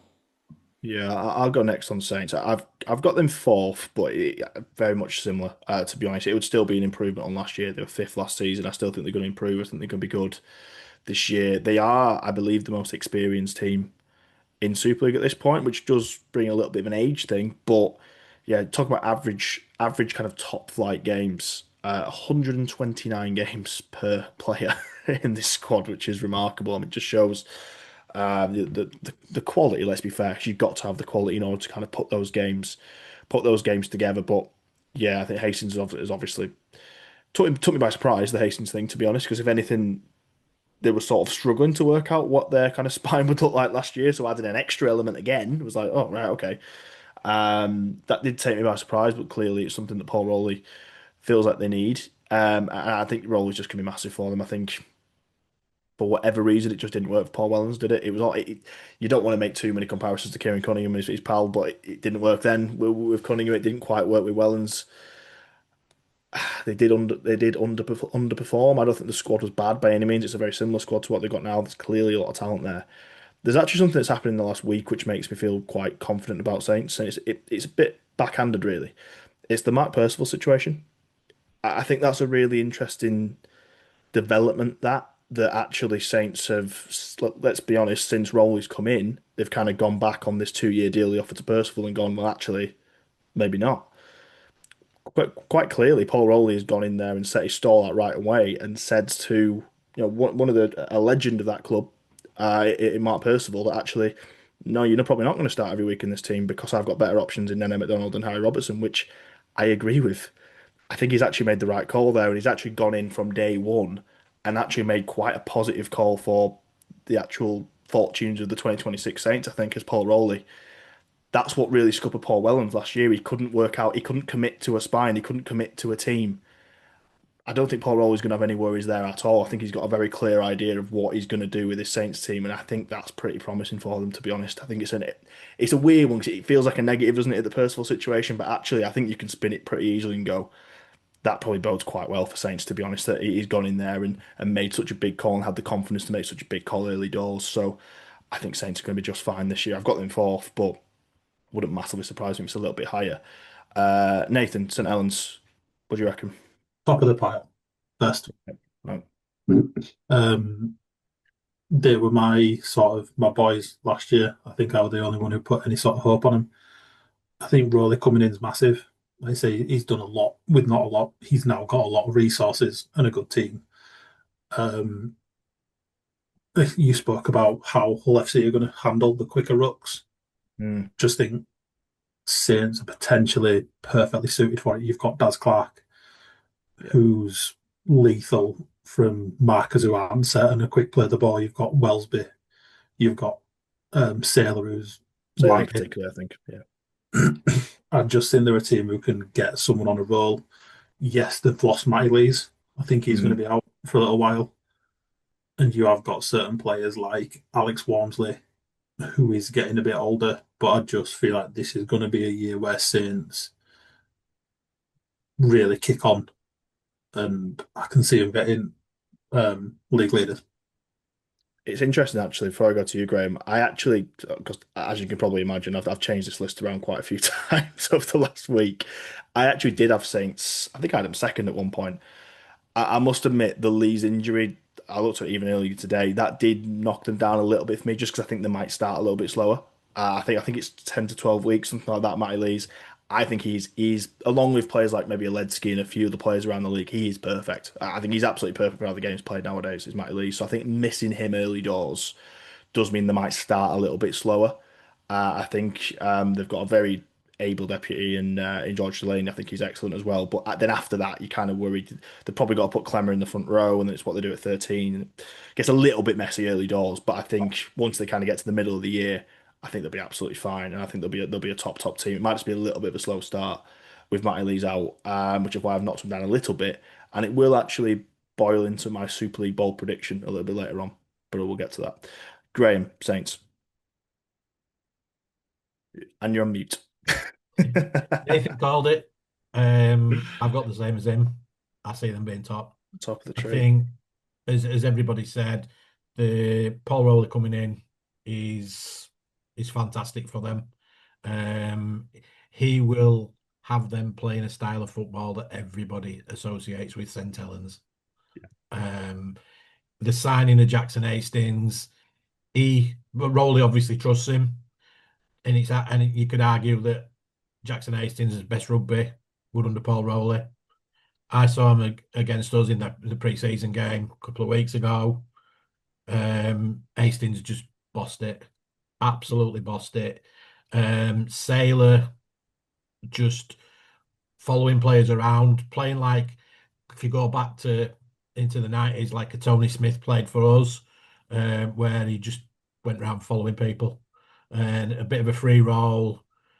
And as an out and out support player, if they play like that, and Sailor gets, goes running off a Clemmer and people like that, then he's going to be up there with, challenging for top try scorer. Robertson is class, Yeah. absolute class. Um, and yeah, Leeds is a massive loss. It puts the onus on Delaney, but from what we've seen of Delaney over the last couple of years, he's a really progressive prop forward, and it could be making of him. It could be his opportunity to grab a shirt for 27. And I still think, despite losing Leeds for that first sort of 10 weeks or so, I still think they'll finish top at pile. Nice one. Nice one. There's a certain truth talking Maverick. I'll be loving this. Absolutely loving this at the moment. But he's got a bit of a love in Mikasa apparently at the minute, so I'm all for it. Yeah, fair point on Delaney as well. Delaney's even someone who could be a bit of a bolter for even an England shirt for World Cup potential. If he kind of takes that spot early doors, really impresses in the first 10 weeks, it wouldn't massively surprise me. That I think he is someone who's kind of got that. I can see him being an England player eventually. He might even someone who kind of, if he has a strong start, he could jump into that role. All right, we'll move on. We've got a few more teams to get onto before we get onto the awards, so we'll speed up a tad. Toulouse, Toulouse, Toulouse Olympique coming in. I'll just lead off on this. I've got them bottom. I've got to lose 14th. I know quite a bit's been made of the home field advantage, which they naturally have in the south of France, and what that can bring. That might get them a couple of results. It could do. We've seen it with Catalans when they've had poor teams over the years. It can happen. Um, I do take the point that they have been a full-time outfit longer than York and New Bradford. I think that is a fair assessment. I think obviously they will probably be a little bit more cohesive. I just I'm just struggling with the quality in the squad. I really am, and we talk about departures and signings of the not. Well, I think Don Peru left. I think I didn't know he was still playing rugby league, but there we go. In terms of signings, the only kind of two real key ones are Brendan Hands, who's come in with. I think he's got 40 NRL appearances. Brendan Hands, he's going to play 9 for them, and Tyler Dupree, which was probably the headline one, really going in on a loan deal. I like Tyler Dupree, actually. It's going to be interesting. So presumably, he's going to be looking for a club in 2027, so he's got a bit of a point to prove there. Um, but Wigan were willing to get quite a lot of forwards go this year, and they were still willing to let him go out on loan. So again, that maybe says a little bit about Tyler Dupree. We will see. I just don't see it. I hope they surprise me. To be honest, I actually hope Toulouse surprise me, but I just don't see enough in that squad to give anyone any kind of real fears. To be honest, Nathan, do you want to lead off on the new French side? Yeah, 14th. I swapped them and Bradford. I just, like you said, they're going to have a very settled squad. It's a squad that's played together for a few years, but there's just not enough Super League quality in there to trouble teams. And it's a side, if you look at it, it's almost put together in the thought that we might still be a championship side next year. I think Ollie Ashall-Bott is a really good player, Yeah. but we've seen it twice before where a player can look outstanding. Like Anthony Thackeray looked quality in Championship in 2007. He looked very ordinary in 2008 in Super League. But yeah, unless they sign some players like they did in 2022 when they brought in like Corey Norman and Avarillo, the prop that they brought in. Got his Yeah, name. But they brought in a couple of players which helped. I just can't. They're almost preparing to go straight back down because it's almost like they know they're getting replaced by London. But yeah, they might pick up a few wins at home. Can't really see them picking up much away unless they beat York and Bradford. I think that's the fear when I've looked how they've put the squad together and the lack of money they've spent. Do they just think the writing's on the wall for 27, and do they kind of have an inkling that they're going to just be swapped to London anyway, and that's why there wasn't really any worth putting any kind of major money into it. Just talking on experience on this team, it's not everything, and I'm going to compare it to the side you've just got top, so it's not that relevant really. But in terms of kind of top flight appearances, so Super League, NRL, Test matches. Toulouse have got 592 between their entire squad. 592. St Helens, for example, have got 3,884. It's quite stark. And at the end of the day, yes, that's a top team. That's a team down to bottom. They do have to play them twice. They are good, and they are playing these sides, and it is a stark, stark difference in top flight experience. And this was kind of the fear with the 14-team league, wasn't it? This is a possibility, and I do hope the fact that they've been together. I do hope the fact that they do have 30-degree weather and a nice facility and all that kind of stuff. I hope that does help them. But I do sense it might be a tough year. Steve, where have you landed on Toulouse? I'm going to be a lot more popular in France than I am in League. Ooh, okay. So I've got them in 12th. So I think that this bottom three, the three new promoted clubs, and it's not a dig, to say that bottom three because they've all not had a recruitment cycle. No, None of these clubs have it's not had a their fault. recruitment. It's not any of their faults, really. No, Yeah. not their fault. But the home advantage is bigger, I think, for them than it is for Bradford and York. Mm. So I think there's potential that they'll pick up. I think there's potential that they'll beat Bradford and York at Toulouse. And I think what a lot of this will come down to is the results between these three clubs rather than the results against everybody Maybe so, else. So I think they've got a good chance of beating Bradford and York in Toulouse. And then I think they could just come over and just really target those two games. I think they might just come over and go, do you know what? These are the two games that we're going to win away.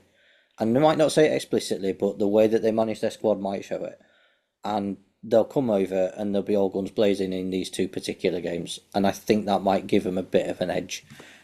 There's also, of course, the regular team that sends a reserve squad over to France to play if they've got a cup semi-final or a cup final the week after. So I know it's unpredictable, but you could foresee a situation whereby a team might send the kids to play over in Toulouse and know that maybe they'll win, but they'll take a loss and it's not going to matter that much. Or the team that's top of the league already and wants to rest their whole squad before the playoffs, maybe they send their kids over. They're more likely to do that away at Toulouse than they are away at Bradford or York because of the travelling and what that takes out of them. So I think potentially there's, maybe not even fair, but I think potentially we might see a game or two of other Super League clubs taking a loss over there.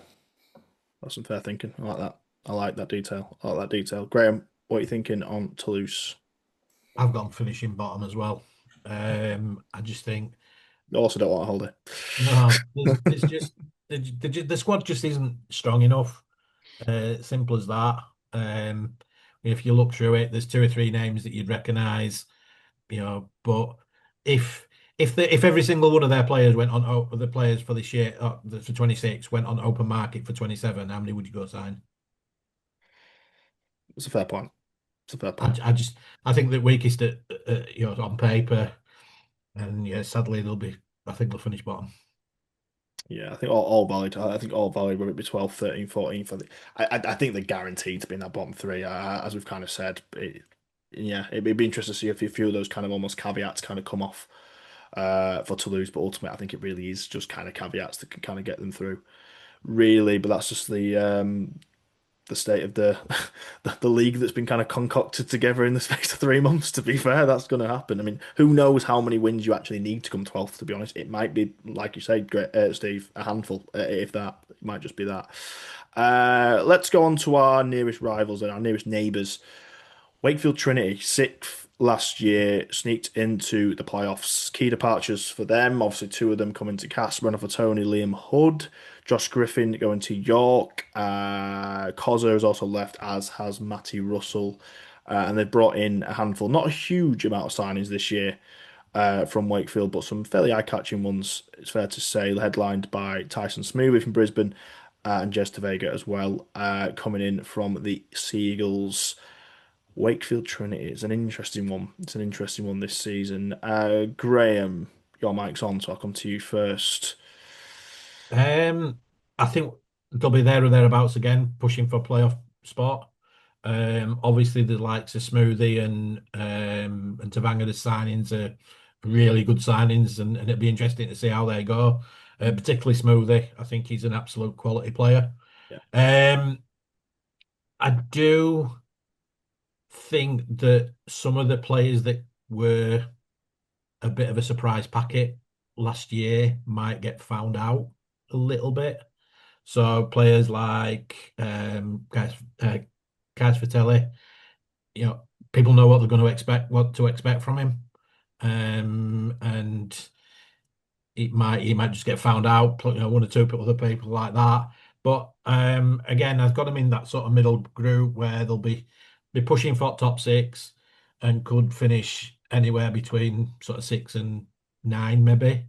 But I've gone for them to finish 7th. 7th for Graham. Steve, Trinity, what do you think? Similar, I've got them in 6th. Smoothie's a really good sign-in. Tavanga's a really good sign-in. I think they'll go relatively well. I'm not sure how, if we see this faster game, how that'll suit them defensively. So I'm pretty sure that Mike McMeekan was the most penalised player in Super League last year when it came to penalties and 6 against. That's going to be an issue for them if that continues, because he's one of their better players, and you don't want him using his engine on conceding 6 against and penalties. And I think they had a player who was second on that list. I can't remember if it was, and I could be thinking wrong, but I think they had a couple of players who were really high up in terms of conceding 6 against and penalties. Now, of course, it could have been tactical 6 against and penalties that they can easily cut out. But if they can't adapt to the new rules, particularly Mike McMeekan, who's such a big player for them, if he struggles to adapt to that faster game, then that could be an issue for them. Fair point. Really, really fair point. Because I think that's what most Wakefield fans would assume is their strength as well. I think the size and the quality of their part. I mean, Kai Rodwell didn't play many games last year, but he does look a player. To be fair, Kai Rodwell, I think if he gets a run of games, I think he'll be good for them. And they've got some younger guys. Your Nicotimos in the back row showed some flashes. He played about half a year, for example. If they can keep some of those guys fit, I think they'll go pretty well. I've got them sixth. Again, myself, I think they can maintain that. And I think that's what Wakefield should think to do. It's going to be interesting to see what their expectation of their fan base is going to be this year because it was such a good year for them based on everything that's happened. Are some of their fans thinking top four? I don't know. They're thinking they're going to make that next step up. I think this year for Wakefield, which would be smart, is to consolidate. I think they consolidate where they are. And if they can do that, I think that'll be a good year for them. Frankly, even if they go no further than they did in 2025, they can have a very good year by just playing one playoff game this season, for sure, potentially a cup run. Yeah, I can't put them any higher. Even though I think, like I said, we've said Smoothie. I think Smoothie is going to be probably one of the most watched players early doors this year. I think he clearly class. There's not many players that come up to Super League who Reece Walsh is putting on his Instagram story, as he did yesterday. He's clearly got something about him. Obviously, a Premiership winner with the Broncos recently, got some real class. And Tavanga's just a really interesting. He's going to play 13, I think, isn't he? I did wonder whether they were going to do the rotation at 9, but I think he's going to play 13. To be fair to Wakefield, the reason they're doing that is because they've got a young kid in Harvey Smith who's a fantastic hooker coming off the bench. So there is some depth there. One thing that gives me a little bit concerned why I can't put him any higher is I think Mason Lino is the most rocks and diamonds player I've ever seen in Super League, and he was very much diamonds last year. So I'm thinking, is he going to do that? We almost mentioned it earlier in concerns like Jake Connor and things like that. Can they go again? Mason Lino's never proven over the course of his career that he can kind of really consistently be at that level. And there was even a couple of games towards the end where you looked at him, you were like, wow, I can't believe that's the same player sometimes. So that would give me a bit of concern, really, if that's still my halfback. I imagine this might be his final year and they'll look to move on, whether it be Sinfield if he has a decent year or someone else. So I can't put them too much higher than that. But yeah, I think they can consolidate in sixth at the very least. Nathan, what do you reckon on Trin? I've got him in seventh. This is the second thing that kills me to say. I still think they've got a good team. They've got a good coach. They've signed some good players. Is Tavanga coming into the autumn of his career? As some Wakey fans thought about some of our signings. Yeah, I just think, like you say, is there a case of some teams finding Wakey out a little bit? And again, you've still got two players in Truman and Tom Johnston who are vile to what Wakey do. Yeah. They are both made of biscuit. When I say if Truman goes down, you then put in Jack Sinfield in at 6. Is he ready to play potentially 15, 20, 25 games in a season? I don't know. They'll be good, but I can see him just missing out. Interesting. Yeah, Sinfield will be interesting. I do think we'll probably see quite a bit of Sinfield this year by Crook. It'll be interesting to see how he does in a Powell system. I mean, ultimately, it was Powell who brought Truman through. Went pretty well, to be fair. And if he was a bit more durable, then I don't know what conversation we'll be having about Jake Truman at this point. It'd be interesting to see in that system how Jack Sinfield comes through. I've not quite seen it yet at Leeds, to be honest, but we will see on Wakefield. So all very consistent then on Trinity. The spots are filling up, aren't they? As we get to Warrington. Warrington Wolves, 8th last year. Disappointing year for the Warrington Wolves. And we talked about departures for a few teams. Stefan Ratchford, Paul Vaughan, Matt Duffy, Roderick Ty starting centre. You got Dan Russell, Lockie Fitzgibbon as well. Quite some names leaving the Warrington club over the course of the off season. Then they made some signings. Liam Byrne is one we knew about for years, for months and months and months. Liam Byrne coming in is going to take a starting spot. James Bentley was a bit of a strange one, coming in from Leeds. Albert Hopawate, Sipley from Manley, someone who's linked very heavily towards Josh Smith, Sam Stone, and recently Kalepi Tanganoa. The Warrington Wolves are a very, very interesting one this year. As I said, 8th last season. I've got a feeling I know what someone might say here. So, Steve, would you like to start? So Simon Moran can get in Derek Beaumont's Lamborghini because he'll probably want to bang my front door down as well. Yeah. I'm going 11th. Yeah, I thought you might do. I think this season has disaster written all over it for Warrington. Mm. You've got a coach who expressed interest in going and moving back to Australia and clearly still wants to do that. You've got Steve McNamara there, who's first team coach.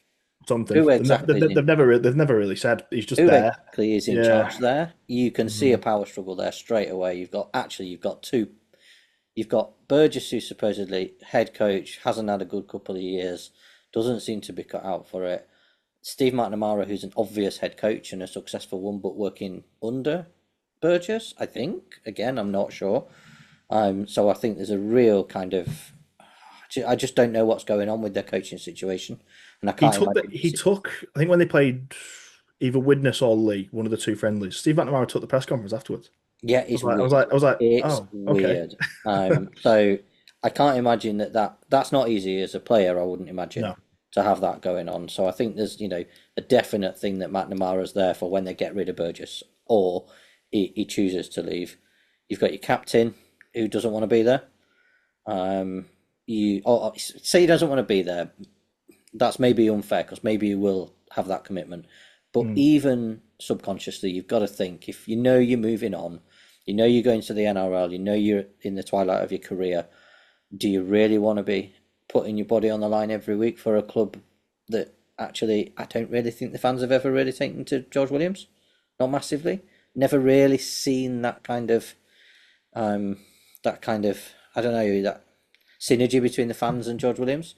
I've seen a lot of criticism of him from their fans, but you don't see much praise of him. You've then got are they playing thingy Tyler Ray at fullback? He's got the one shirt. One shirt, hasn't he? Now I'm sure he's a really, really talented kid, and he played at Cast, didn't he, at one point, and had a great game. But Yeah, I do like him, to be fair. Yeah. exposing a young kid like that who with very little experience to a regular fullback spot, be like us putting Fletcher Rooney in there all the time, but expecting to be in the playoffs, and I think that's unrealistic. So I just think this has disaster written all over it for Warrington, and as soon as they get into that rut, I think they're going to find it really hard to dig themselves out of it. So I'm going to go boldly Warrington 11th. I must admit, I'm not on quite as bold, but I am 10th. I've got 10th for Wire for many of the same points you just put across. The thing it's interesting because I think Warrington have something in the next few years. I think they do because they do have the best crop of young kids in the country by a distance. And I actually think what could work out quite nicely for them long term, a decent season for them. That's the thing. A decent season for them long term could actually be a year where Taylor Ray does get quite a few games and hopefully kind of deals with it. Ewan Irwin, who was supposed to be the young halfback coming through in the country, he gets some games. Maybe when George Williams isn't quite in form because of the reasons you've said. You've still got Mark Sneed there as 34, 35, so it's probably not a bad situation to be putting a young half in there and getting some time. You've got the Fuelists on the wing, or like, I think a decent year for them long term for the future of Warrington Wolves would be a year where they really focus on the kids and actually focus on kind of blooding these youngsters through. The thing with that is you're not going to come higher than 9th, 10th because you're just not. It ain't going to happen. And Warrington fans won't accept that. They simply won't accept that. So it will do for Burgess. But 100%, Burgess will not be here next year. There's not. I don't see a single world in which Sam Burgess is Warrington coach going into 2027, and that's never a good thing, regardless, is it? It's never a good thing to linger over you. So, yeah, I've got Wire in 10th. I'll just say I think there's some real opportunity for it to blow up. But actually, I'm almost looking at it a little bit glass half full. I think there is actually some kind of green shoots they can get from this year. It's just they might not actually see that kind of come to fruition for another 3-4 years, really, when these kids are really coming through and being starting players. Graham, where have you got Wire this year? I've put them at 8th. And again, it's in that middle bit that could Yeah. interchange quite dramatically.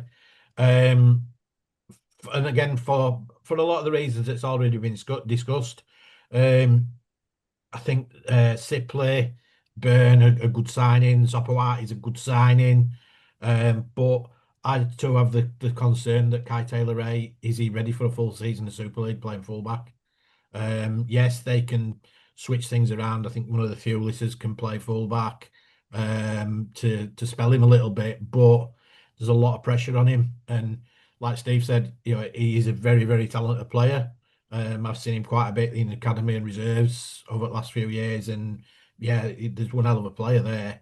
But is he physically ready for a full season of Super League? And I have my doubts about him. You mentioned you and Erwin. Listening to anybody that's had anything to say about Warrington, they are absolutely raving about that kid. Mm. And they do, and similarly, they do feel that he'll displace one of the halfbacks at some point during the course of the year.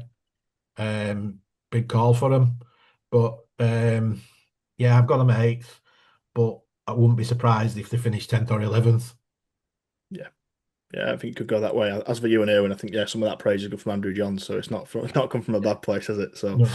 yeah, they had a lot to say about him when they played the New South Wales team. Nathan Wire, are you similar on our vibe? Are you a little bit more confident? Then I think Warrington are potentially in a very similar spot to Hull FC in 2022, 2023, That's an when interesting comparison. because in 23 that's when Hull played all their kids, and you had players like 24, sorry, 24, that's when yeah, they played all the kids. But yeah, players like Logan Moy came through All FC. It's where David Litton came through, Harvey Barron, and you look where they are now. yeah. Like you say, you've got Ewan Irwin, and is it Leon Hayes, the other young halfback You'll be on who half. they've got? He had the injury, didn't he? But yeah, he's come back. Ty Taylor Ray, they've got Aaron Lindop, they've got Thewlis's, they've got some really good young kids. There's just too many question marks. You've got a coach who probably wants to go. You've got an halfback who's your captain, who is going. Exactly what we're saying about Toby Sexton. You've got Mark Sneed, who he didn't really do much last year at Warrington. And I just think we've described him as a basket case club before. I feel like it could go really toxic, really quick. And then it's almost like they know that Burgess is leaving, which is why McNamara's there. But then is McNamara going to want to play second fiddle for a season, depending on how long Burgess sees out? It's just really, really strange. But yeah, I've got him in 10th. Yeah, to confirm, not their year. It cannot be the year. I think that's fair. I think that's fair. Takes us to Wigan. Takes us across Greater Manchester to Wigan. Second last year. I've got them third this year. The Warriors. I've got Wigan Warriors third this year. I think it's obviously a very good 17. It always is. It always is. Top to bottom, it's a very, very good 17. It's a 17 that are paid quite a lot of money. They're at the stage where their contracts are at a certain point, and I think that probably shows in the makeup of the squad, to be honest, because if you go down the numbers, I've got them here. You get to, well, 20 is Oliver Wilson, who obviously we're not going to see until maybe September if he does come back. 21 is Tom Forber, the young hooker who's had 3 games in Super League. Cian McDermott is 22 with 2 games of Super League, and it kind of goes on like that. There is very little. This is a very, very, very top heavy Super League side in Wigan, which is great for certain games. For one-off games, perfect. For a final situation, sublime. Yeah, they'll probably win. Clearly a very, very good team. Jai Field does get injured. Bevan French does get injured. There are injuries in this side. It does happen. I'm not sure if they have any kind of run of bad luck at all. This Wigan team, they're going to be able to really deal with it in the way they have previously. Don't get me wrong, still got them third because I think they're Wigan, and they win an awful lot of rugby league games. They just will because they're not going to have them all injured at the same time. But I don't think this is a side that can win the league. I don't think they've got the depth for it this year. And I think what's interesting, I think the forwards, I mentioned it earlier, they have been quite ballsy in the forwards they've let go, I think, as well. Obviously, they have brought Ollie Partington in now on that kind of swap deal with Cruz Lehman, who's a kind of a 13 cross middle. He's brought him in for a little bit of grunt. But they were quite happy to let Liam Byrne, Harvey Hill, and Tyler Dupree go, which is surprising, really. When you kind of look at the depth they've got in the squad, when your number 15 Patrick Mago was kind of getting on a little bit, and I don't know. Luke Thompson has not been the most durable at times as well. I just worry about depth with Wigan. So I've still got them third because I just I just I just can't put them lower because it'll just come back to bite me. But the depth of Wigan would worry me, I think. Nathan, what do you reckon? I've got them fourth. Main thing I've said is there's no real incomings. Yes, they've got Ollie Wilson. He's injured. And it's a pack which is 1 year older. You've got Liam Farrell now, who's 30 what? You've got Ollie Partington coming back. Don't really. I think Partington's one of them where he's always looked good because he's in a good team. Mm. I feel like at Catalan last year, he looked ordinary in an ordinary team. Yeah, like I say, I just think if they get a couple of injuries, and it's a massive if and but if you lose French and Field, you Which they saw do. that. They do every year. Like they do lose at least one of them for a good period of time every year, don't they? They tend to. You saw that spell last year when they lost French, and Harry Smith just didn't know what to do as a halfback. Yeah, he was just really regimented in pass it, pass it, pass it, last tackle, kick it. Yeah, I just think there will be a bit of a drop off from him this year. I just think, I say, I've got Leeds, KR, and Saints above them. I think they've just surpassed them with what their teams will look like in 2026. I think that's fair. Graham, what do you reckon on Wigan? You're on mute again. I've got them third again. I if they stay injury free, they potentially do finish higher. But as you said, French and Field always go down for a few weeks. Slight twinge this week would be quite handy. If they're 3 or 4 weeks out, it starts from now. I wouldn't be too disappointed. Any point between now and Sunday is fine. Yeah, absolutely, absolutely. But as everybody said, they look a bit thin after sort of 2021. We know that they've got some good players. We know that if they lose French, then Farimon comes in.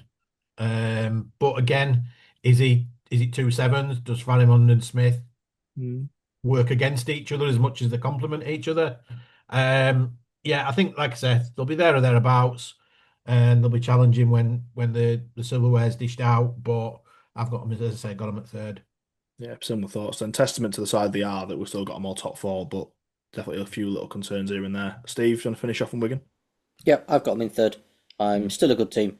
Yeah. My question mark is, will they be the team that struggles with the most if this new interpretation of the faster ruck comes in? They've got a reputation, probably deserved, for slowing that ruck down. Are they going to be allowed to get away with what potentially they've been getting away with, or that they've been penalised for but have managed to be able to defend out? Are they going to now concede so many 6-against and penalties because they won't clear that ruck quickly enough? Now, of course, if that new interpretation comes in and they've been deliberately slowing the ruck down, well, they can stop deliberately slowing the ruck down, can't they? But if their team has been very much based on players who wrestle, slow the ruck down, then potentially they're going to be the ones that could suffer the most if they can't get out of that way of playing. Maybe so. Like I said, I don't think they're not quite the Maguire Warriors. Don't get me wrong, like they once were, but yeah, there's certainly elements to it. It was interesting. I listened to Matt Shaw talk about this a couple of weeks ago, actually, and he seems to suggest that it was very much the reason why a lot of the clubs actually wanted this rule being brought in was to stop Hull KR, which is interesting. There, the fact Hull KR were very, very good at slowing the ruck down last year. So I'd like. I mean, it's very nerdy, but I would like to see the stats on that. I do wonder where Wigan kind of work out in terms kind of time taken for rucks, things like that, and also the penalties given. It will be interesting. Yeah, like we've all said, still a good team, still bound to be top four, is what it is. They've only got 20 players. They've only got 20 players, and then it is kids. They're no doubt great kids. They're no doubt very good academy players. Don't get me wrong, but an academy player is ultimately an academy player until they get the experience. That's the whole point of it. Final team forecast then, York. We'll go very quickly on York. I have got York in 12th, personally. They were second in the championship last year, obviously lost out in the grand final. I've got them top of the three. I'll be honest, it's not based on an awful lot. It's really not. It's all a little bit flimsy between all three, because as we said, there is a chance they're all fighting over 5-6 wins. really, and it is just going to be that kind of thing unless one of them really does shock us. I think only one of them really can. I can't see two of them kind of bolting out. I think the experience that York brought in, even just from a kind of changing room dynamic, will help. Your Vaughns, obviously you've already got Paul McShane there. You've brought Josh Griffin in. You've brought Sam Wood. To be fair, it's a great spot for Sam Wood to actually prove himself essentially and kind of get back to where he was in 2024 with a little bit of the pressure off him. Um, yeah, I've just got a little bit more faith in them than Bradford, to be honest. But it's not really built on an awful lot, if I'm being brutally honest with it. Graham, do you want to lead off on York? Yeah, I've got them as I say, the top of those, and I did say that I fancied Huddersfield to sort of slip below one of the teams, and it's York. I've got them in 11th. Right. And I think a lot of that is down to they've got some really experienced players who will help in the dressing room environment. We all know that Mac is a great leader. Um, Players like Jones Bishop, they've been around the block, they know the game. They'll they'll help some of the kids, some of the younger players, some of the inexperienced players through certain situations, tight, tough situations over the course of the season. Woody could recapture some form. I think last year, I think he played injured all season. I don't think we saw him fit. And then there's obviously other some of the signings lower down the squad. John Bennison will be a decent signing for him. Interesting one to watch. Yeah. I mean, he's got I think 23. Um, yeah, he could potentially push himself into starting lineup on a regular basis. Yeah, I'll be surprised if he's not starting after 5, 6 weeks. I'll be surprised if he doesn't force himself now. He's a Super League winner. Been Yeah. part of that So squad. Did he play fullback in a grand final? I think Benison maybe. Like he's certainly got that experience for a young kid. yeah, and I think partly a little bit maybe a little bit sentimental in as much as that there's some good players there, or some people that we reckon we know there, and they're playing black and amber, so yeah, it gives them a bonus point. Absolutely, and we certainly know that he plays despite the age. Paul McShane's certainly still up for the fight, as he's proven in Barrow last night. Avoided a ban somehow, so fair play, fair play. The match not the cameras there. I don't know. Steve, what have you got down for the York Knights? Yeah, I've got them in 13th. Again, it's a little bit of a lottery, isn't it, between Yeah, the three promoted clubs? But I've got them in 13th. I think they're quite a tight knit club from what I can work out.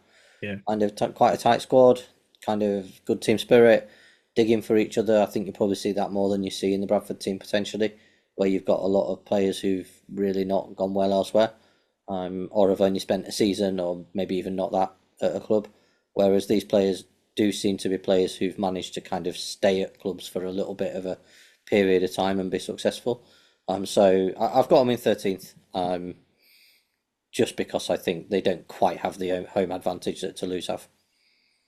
so another slight interesting point before I go to you, Nathan, as well. It's Mark Applegarth, isn't it, who's going to be coaching them? Although obviously it was a bad year for him, don't get me wrong, in 2023, I do think the experience he had with Wakefield in that year of being in that kind of that scrap, but very much down the bottom end of the table, he kind of knows what it feels like to be down there as well. It's something that, although Kurt Haggerty at Bradford is very well respected and also done good stuff as an assistant, he's not been in that role. He's not been in that kind of that struggle. 'Cause it is a week to week struggle, and it can grind you down. I'm sure. I think actually the fact that Mash has been down there and kind of been there and done it with Wakefield, although it didn't kind of get the result he wanted at the end, I actually think that could be quite beneficial to York as well. And like I said, just generally, I just think the experience will probably tell for York. Nathan, finally, before we get to Cass, and then we'll do some quick fire awards. 12th. The main point I was going to say is what you just said. I think Applegarth's going to be coming with a point to prove as a coach. He's done a really good job with York over 2 years. They've got a lot of experience in the likes of Johnny Thompson, Josh Griffin, Paul Vaughan, Paul McShane. The issue is their age. Is if they start getting knocks, can they keep up with the pace of Super League? I also think the halfbacks aren't too strong in Liam Harrison, Atahingana, which I really like that York put his full first name, which is just vowel consonant, vowel consonant. And I think the fullback, that Toma Tarafa, the little bits I've seen of him, he's a real player, and they've got a lot of trial on the wings. But again, like we said, about to lose, it's a big step up from the Championship Yeah. to the Super League. You're not playing against Whitehaven and Dewsbury and Swinton. You're coming up against full-time superstar players. But I just think that the experience that they've got in that pack will get them a few results. Yeah, and they're certainly going to get it by full barrels. All barrels, should I say, on Thursday night, leading off against Hull KR. Yeah, quite a baptism of fire, I think, that first round one game for the York Knights. That brings us to a little team called Castleford Tigers then. That brings us to the Tigers and where we think we are going to finish in 2026, which, to be fair, if people have been quite conscientious throughout this, they'll already know. Because if they've been writing it down, there's only 3 spots available, isn't there? Yeah. I don't know how much you've to and froed on this. I've to and froed on it quite a lot. Not to a drastic degree. I'll be honest, I've been quite consistent on where I've put them ish, but there's been a little bit of swapping and changing. I'll go last. I'll let you guys go. You go first on this one. I'll take the coward's way out. And Graham, why not? Why not? You're the only one wearing a cast badge so far. So you've got to lead off with some positivity, lead off with some real optimism. Come on, hit us with it. Yeah. I've got us in that middle group, which could see us go spectacularly well. And I think if we finish towards the top end of that middle group, 6 or 7, I think we'd all say that we'd had a fantastic season. I think that there's obviously our season depends on how quickly people gel together, Yeah. And how the combinations work. We can talk about individuals. Taff looks a quality player. Jordan Lane will be an absolute machine in that back row. His work rate and his defence is absolutely outstanding. We've got two try scoring machines on either flank. If our pack can give us a platform to play off, then the 3/4 line it stacks up with nearly anybody's 1 to 5s. Nearly stacks up with most clubs, and there'll be teams looking at us going, if their pack gets on top and that they can get that 3/4 line running, then we're in for some trouble. A lot depends on how quickly, as I say, how quickly we settle down. I think the fact that we've got Wigan this week is a real positive. If you've got to play them at some point, so you might as well play them cold when they're cold. As I mentioned at the beginning, I think the fact that we've had a really tough Challenge Cup game is a good thing for us. A 50, 60, 70 point win against a bottom of championship side would have done us absolutely no favours whatsoever. We had people that's had to take a few bumps, and had to work hard to get a win. So yeah, I've got us 9th.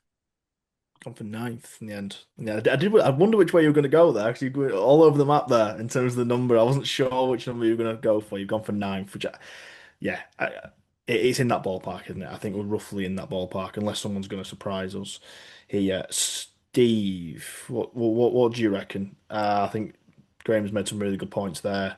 Really loads of excitement about the back line. Maybe a couple of question marks around the pack, half back, new kind of spine situation. What do you reckon? Yeah, I've got us in 8th. And I think if we finish 8th, that's a good improvement in kind of this year of development. And again, I don't think we should just judge our improvement on pure league position at the end of the season. I think how we've performed, even when we've got beat, is probably an even bigger barometer of where we've come from. But I've got us in 8th. Again, backline fine.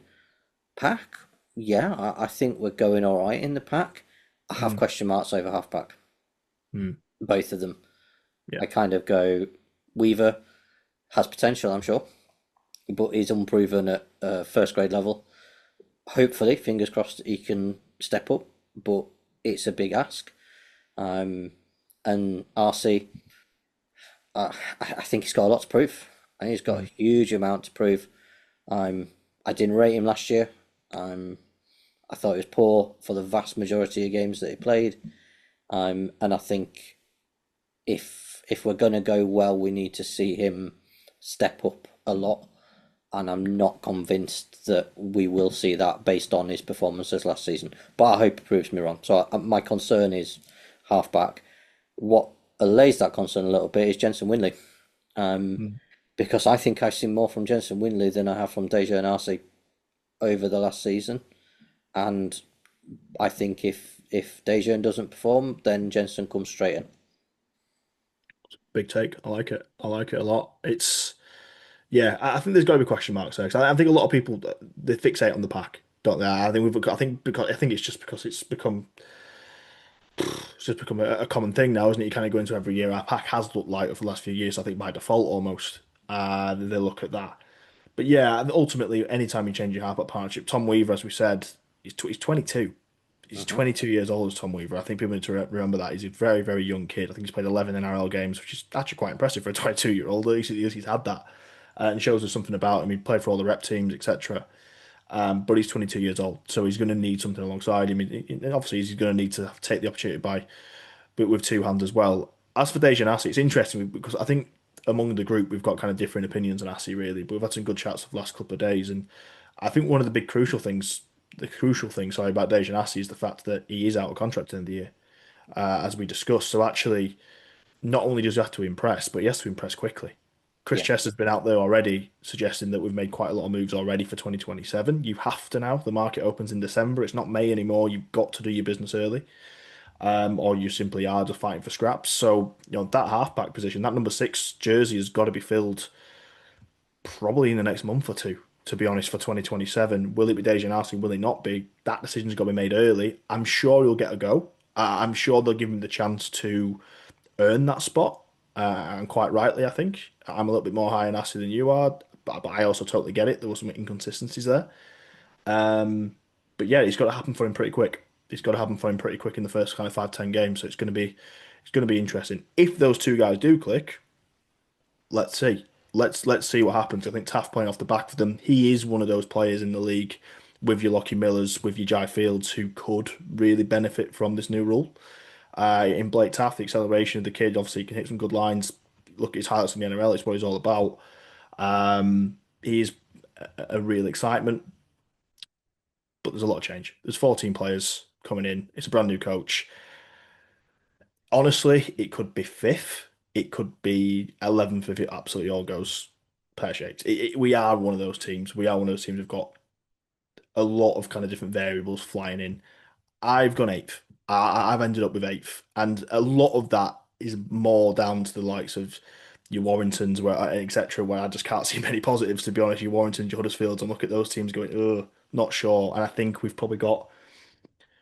I also just rate our coach above Catalan's, which is a big point as well. I rate Ryan Carr above Joel Tompkins purely because we don't really have much on Tompkins at the minute, and I'm not sure about that scenario. So I have gone 8th for the Tigers. Nathan, do you want to round us off before we hit some awards and bolder predictions? I to and fro between 8th and 9th. I plumped with 9th because I just think it's a lot more of a realistic thing, and fully agree with everything that everyone said, really. I think the big thing for me is I will take 9th as long as we are well clear of 10th. Yeah. We've got to cut away from Warrington, Huddersfield, and the new 3. I've just had a quick look at a start. Obviously, we've got Wigan first up, which, look, that could be anything. We could win by 4, we could lose by 24. But then it's Toulouse away, Huddersfield at home, Leeds away, Warrington away, Bradford at home, Wakey at home. You've got to take some points early doors, haven't you? So you look of that, first 6-7 games, we can win 4 of them. Mm-hmm. If we can win 4 of them, we're 7 games in, we've got nearly as many points as we got last season. Like I said, I just think there's a lot of stuff that's got to click, and I hope it does. But yeah, I think 9th would be a good year for us. Yeah, and it's interesting because I think we're all in agreement there. I think 8th, 9th, I'm more than happy with that, really. As long as we see the complete clear kind of visual improvements in the performances, and I think as Steve said as well, there's way less of the blowouts. You might get one or two, but you can't be losing the game after 20 minutes and it's clearly gone. We need to cut that out. If we can cut that out, I will take 8th or 9th now at this point. We are, maybe it's just preseason chat, or maybe it's just what it is. We are far more pessimistic than the players. It seems they're bound to be, aren't they? But it's quite nice to hear, to be honest, from the likes of you, Blake Taft, who's I think he mentioned top four in an interview yesterday, which is okay. I like it. I like it a lot. Why not? I think it's quite a confident group. And we've got that young core of Australians who are here to prove themselves. Ultimately, they are here to really. I think they've got a real opportunity here under Carr to really make a bit of a statement. So hopefully they can. Right. That is every team wrapped up just about. So what we will do very, very quickly, if you've all got your lists to hands, we'll just run through each of our ladders, just so everyone can get an idea of where we're at. I'll do mine first. So I have got Hull KR winning the league yet again. I'm going to get them League Leaders Shield. They're going to be in 1, followed by Lee in 2nd. My 3rd place team will be Wigan. 4th, St Helens. 5, the Leeds Rhinos. 6, Wakefield Trinity. 7, Hull FC, just missing out on the playoffs. Castleford will be 8th. Catalans 9th. Warrington 10th. Huddersfield 11th. York 12th. Bradford 13th. And Toulouse bringing up the rear in 14. Nathan, do you have your ladder handy? Yep. So from first, I've got Saints, KR, Leeds, Wigan, Lee, Hull FC, Wakey in 7th, Catalans, Cass, Warrington, Huddersfield, and then York, Bradford, and Toulouse. Perfect. This should be nice and visual for you if you're on the YouTube, if I can get it to work as well. Graham, give me your ladder. Yeah, so I've got Saints winning league leaders. OKR breathing down the necks a little bit. Then Wigan, Lee, Leeds, Hull FC making up the top 6. And then Wakefield, Warrington, our mighty Tigers, the Catalan Dragons, York, Huddersfield, Bradford, and Toulouse propping everybody up. And last but not least, Steve. So I've got Hull KR top, 2nd Hull FC, St Helens in 3rd, Wigan in 4th, 5th Leeds, 6th Wakefield, Lee in 7th, Cass in 8th, 9th Catalans, 10th Huddersfield, 11th Warrington, 12th Toulouse, York in 13th, and Bradford bottom. Thank you very much. The 2 Hull clubs being 1 and 2 is going to be insufferable. I just kind of clocked that as you went down. I was like, oh, geez. Wait for the next prediction. Right, let's get to it. We're going to try and do these quick fire because naturally that took a long time and we've got beds to go to, etc. At some point this evening. So we'll all go pretty quick fire on the awards and the trophies. So obviously league leaders all wrapped up, already done that. The big one, who's going to win it? Who is going to at least attend the final? Who is going to be at Old Trafford and who is actually going to win Super League? I'll go the same order. So Nathan, who is your final and who's going to win it? The grand final will be Saints 20, the Leeds Rhinos 14. Ooh, okay. I didn't go as far as score predictions on mine. Leeds Rhinos. Interesting. Very high in Leeds, aren't you? Very high in Leeds. I don't know why, but then I originally put Saints Wigan, then I realised that on my league table that physically cannot happen. So, I had a completely different playoff picture and I looked at it and went, oh yeah, that's not how season works. So yes, Saints Leeds, Harry Robinson, man of match. Interesting. Saints winning it. Graham, who's your final? Who's winning it? I didn't study that league, that playoff format too. Don't worry about it. I just went for the big 2, really. I suppose Wigan Saints grand final again. And yeah, unfortunately, but the caveat being that it's not a Wigan win; it's a Saints win. St Helens win. 2 votes for St Helens. Then interesting. Steve, I'm going with a Hull Derby grand final. Oh. It's something new. We need a story in rugby league. We need something different. I am going Hull KR v Hull FC grand final, with Hull FC just coming out on top. Wow. Martin Sadler's been big on this. It's 18-1 apparently for a Hull grand final. Is that right? I'll Yeah. make my way down to my local bookmakers now. Don't mind the price. Don't mind the price. Interesting. That is bold. That is bold. I've got well, I've gone very less bold because I've also got my 1 and 2. My 1 and 2 Hull KR and Lee. I actually think Lee might make it. I think Lee might make it. I think they probably need a little bit of a headwind and need Adam Cook to go well, but I just feels like a bit of a moment for them. I don't have them winning it. I do think Hull KR go back to back. I've got Hull KR retaining the Super League trophy, which is no easy feat, but actually has happened quite a bit consistently in the last few years. To be fair, St Helens have gone 4 in a row. We're gonna have retained. It's proven in the last few years that actually it can happen, and it's not impossible. So I'm going to go Hull KR beating Lee in the final. Challenge Cup, Challenge Cup, a lottery, much more of a lottery than the Super League Grand Final, but we'll give it a go. Who is your Challenge Cup final, Nathan? Bear in mind we know the draw now for the fourth round. Yeah, no, I'm safe. Again, pains me, but I've got Leeds beating KR by 2 points. I would like to add, I don't like Leeds. Funny way of I showing it. I really do not like Headingley. I think the brass band are one of the worst things in rugby league, and there are far too many Leeds fans who believe Ronnie Rhino is real, but the team is very good. Fair enough. Fair enough. Rhinos winning the Challenge Cup. A repeat of the 2015 final as well. I just wanted to add these bits in case my dad listens and questions why I'm being so good on Leeds. I'm a Cast fan, don't like Leeds, but sometimes you've got to, Fair enough. yeah. Fair enough. Don't protest too much. Graham, what you got? Um, I've also got Leeds there, Oh my goodness. Goodness. but I don't see them winning it. I have gone. Steve will like this one because I've gone for FC. Interesting. So Interesting. FC to beat Leeds in the cup final. Interesting indeed. Steve? Right, I've gone with another derby. Because it was running a theme. I don't think you have to win that many games to win a Challenge Cup, and if you can be optimistic at any point in the year, perhaps this is the time. So I've gone for a Wakefield Castleford final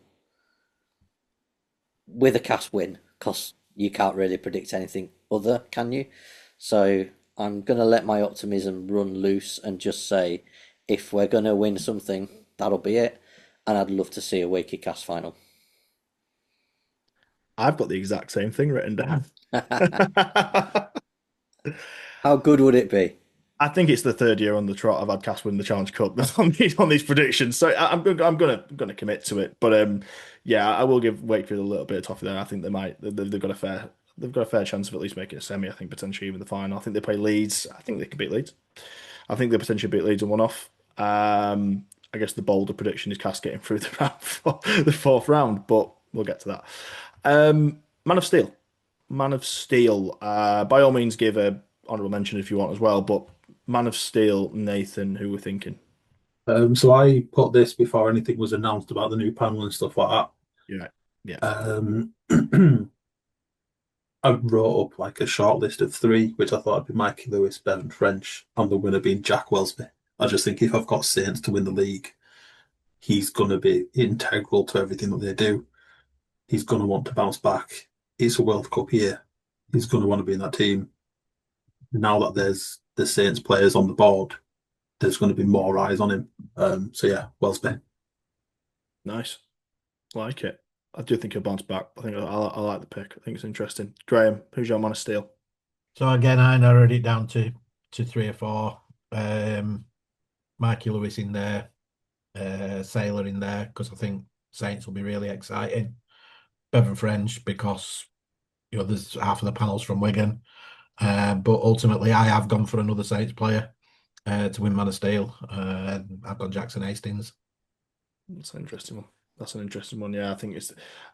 Yeah, I think it's a fairly safe bet that it's going to come from that side of the Pennines, as you say, based on the panel that's been announced. And yeah, I could absolutely see that either way, 100%. Steve, Man of Steel. Yeah, I shortlisted Jackson Hastings because I think if Saints improve like we all think they will, that's going to be put down to him on the field, and his signing is going to be quite instrumental in that perception of improvement. But I also have Bevan French because he's just class, but I went for Will Price, as Man of Steel. So I think he could have a seriously good year this year behind that Hull back. Yeah, I mean, in a world where Hull FC are coming second as well, I can absolutely see Exactly. that. Which is obviously what is exactly going to happen. Of course. Yeah, they're going to catch some attention for sure. That's right, yeah. Interesting. Left field. I like it. Well, I'll go for my team that I've got in second. I've got Lee there, and I've got someone who it's an absolute travesty he wasn't in the dream team last year. In Lockie Lamb, I think the numbers he can put up consistently. I think a bit will be made about will the partnership with Cook coming in work, but I think he's almost been he's a bit solitary anyway. To be fair, he's kind of worked with McNamara, he's worked with O'Brien. He doesn't necessarily need it. I don't think he needs an absolutely outstanding halfback to come in alongside him. Yeah, I'm going to go Lockie Lamb, and I think a little bit of that is just I think he was very hard done by last year, to be honest, to not get the plaudits he had. I think he had about 40 try assists last year. Deserved a lot more, to be honest. I also had Tristan Saylor written down. I think he's someone who could really catch the eye this year. I'm also wondering now, obviously in the knowledge of the panel, you got some Ellery Hanley, obviously you've got Paul Sculthorpe, James Roberts, some kind of tough, hard-working players, Silky as well. Don't get me wrong, but I'm wondering whether they will lean towards a forward.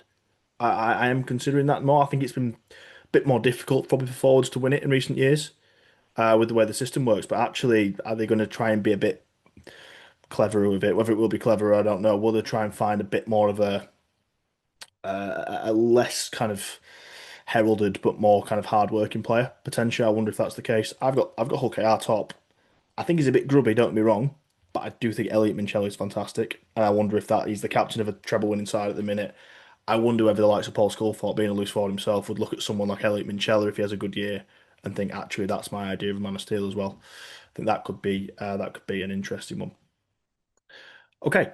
Sadly, we've lost Nathan for this final bit, but we wish him the best and his little one. But we're going to just finish off with a few extra little points. First one on Super League and then a couple on Cass. Signing of the season. Who will be the signing of the season in Super League? Graham. I mean, you've given Jackson Hastings Man of Steel, so this might be an easy one. But by all means. I was just going to say, based on things I've said earlier, it's pretty obvious that I think Jackson Hastings is going to be, the signing of the season. He's just a quality player, isn't he? Just a quality player. Top draw. I think if he can keep on board, if he can keep on it this year, I think it'd be pretty good. I think it'd be pretty good in that team. Steve, signing of the year? On the basis that Graham said Jackson Hastings, and I think I know what you're going to say, Ross, I'm going to go with Sam Lisoni. Interesting. Massive difference to that Hull FC team, I think. It's going to go one way or the other. Who do you think I'm going to say? Tyson Smoothie. I'm not going to say Tyson Smoothie. I think he might be up there. I do have his name written down in my shortlist, to be fair. It's something I said earlier, actually. And again, it's probably not going to be I think Tyson Smoothie could potentially get more headlines, and Jackson Hastings certainly will, players like that. I've put Tom O'Mone. I think Tom O'Mone will be very, very, very good in the Hull KR team. And again, it's work that probably won't get us noticed as much, to be honest. But yeah, this idea that they're going to lose out because they've lost Hargreaves, I don't get it. I don't get it. I think they're getting a much better prop who's better. Well, in the context of his career, where their careers are at the moment, I think they're getting a prop that is much better suited to the 2026 Super League than Jadway Hargreaves would be. And I think he's be a little bit bittersweet from us. Obviously, we kind of seen him for a little while, but yeah, I'm going to have Tom O'Mone, I think, at Hull KR. Top try scorer. Again, bit of a lottery, this one, but we always throw it in there. Graham, who's your top try scorer in Super League this year? Based on, I think, the fact that Hull will be a real threat, I'm going Lewis Martin again. I think he's a cracking finisher, pace to burn, and I think Hull are going to be dangerous still. As I say, I've got them as my Challenge Cup winners. I've got them getting in top 6. So, they're going to score a lot of tries to get there to achieve that. So, yeah, Lewis Martin. Steve, yeah, Hull I've seen second. I'm assuming he's going to get a hatful. I had the same. I had Lewis Martin as top try scorer. And I think it could be like by 10 clear tries. Wow. That's going to be my bolder prediction is I don't think it's going to be close. I think he's going to run riot next year. Wow, that's a big one. That is a big one.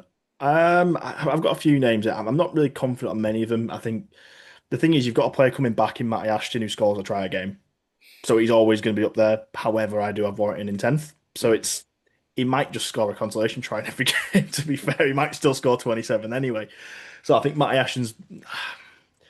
I still think Matty Ashton's probably my pick, to be honest. Even if I don't think Warren's going to score that many win that many games, I just think he's just a relentless try scorer. He was literally, I think he was over a try game last year when he did the injury. Obviously, they were awful against Wigan in Vegas, and he was to stand out somehow. He's a great player. I think Super League was poorer for missing him for most last year, to be fair, and England were.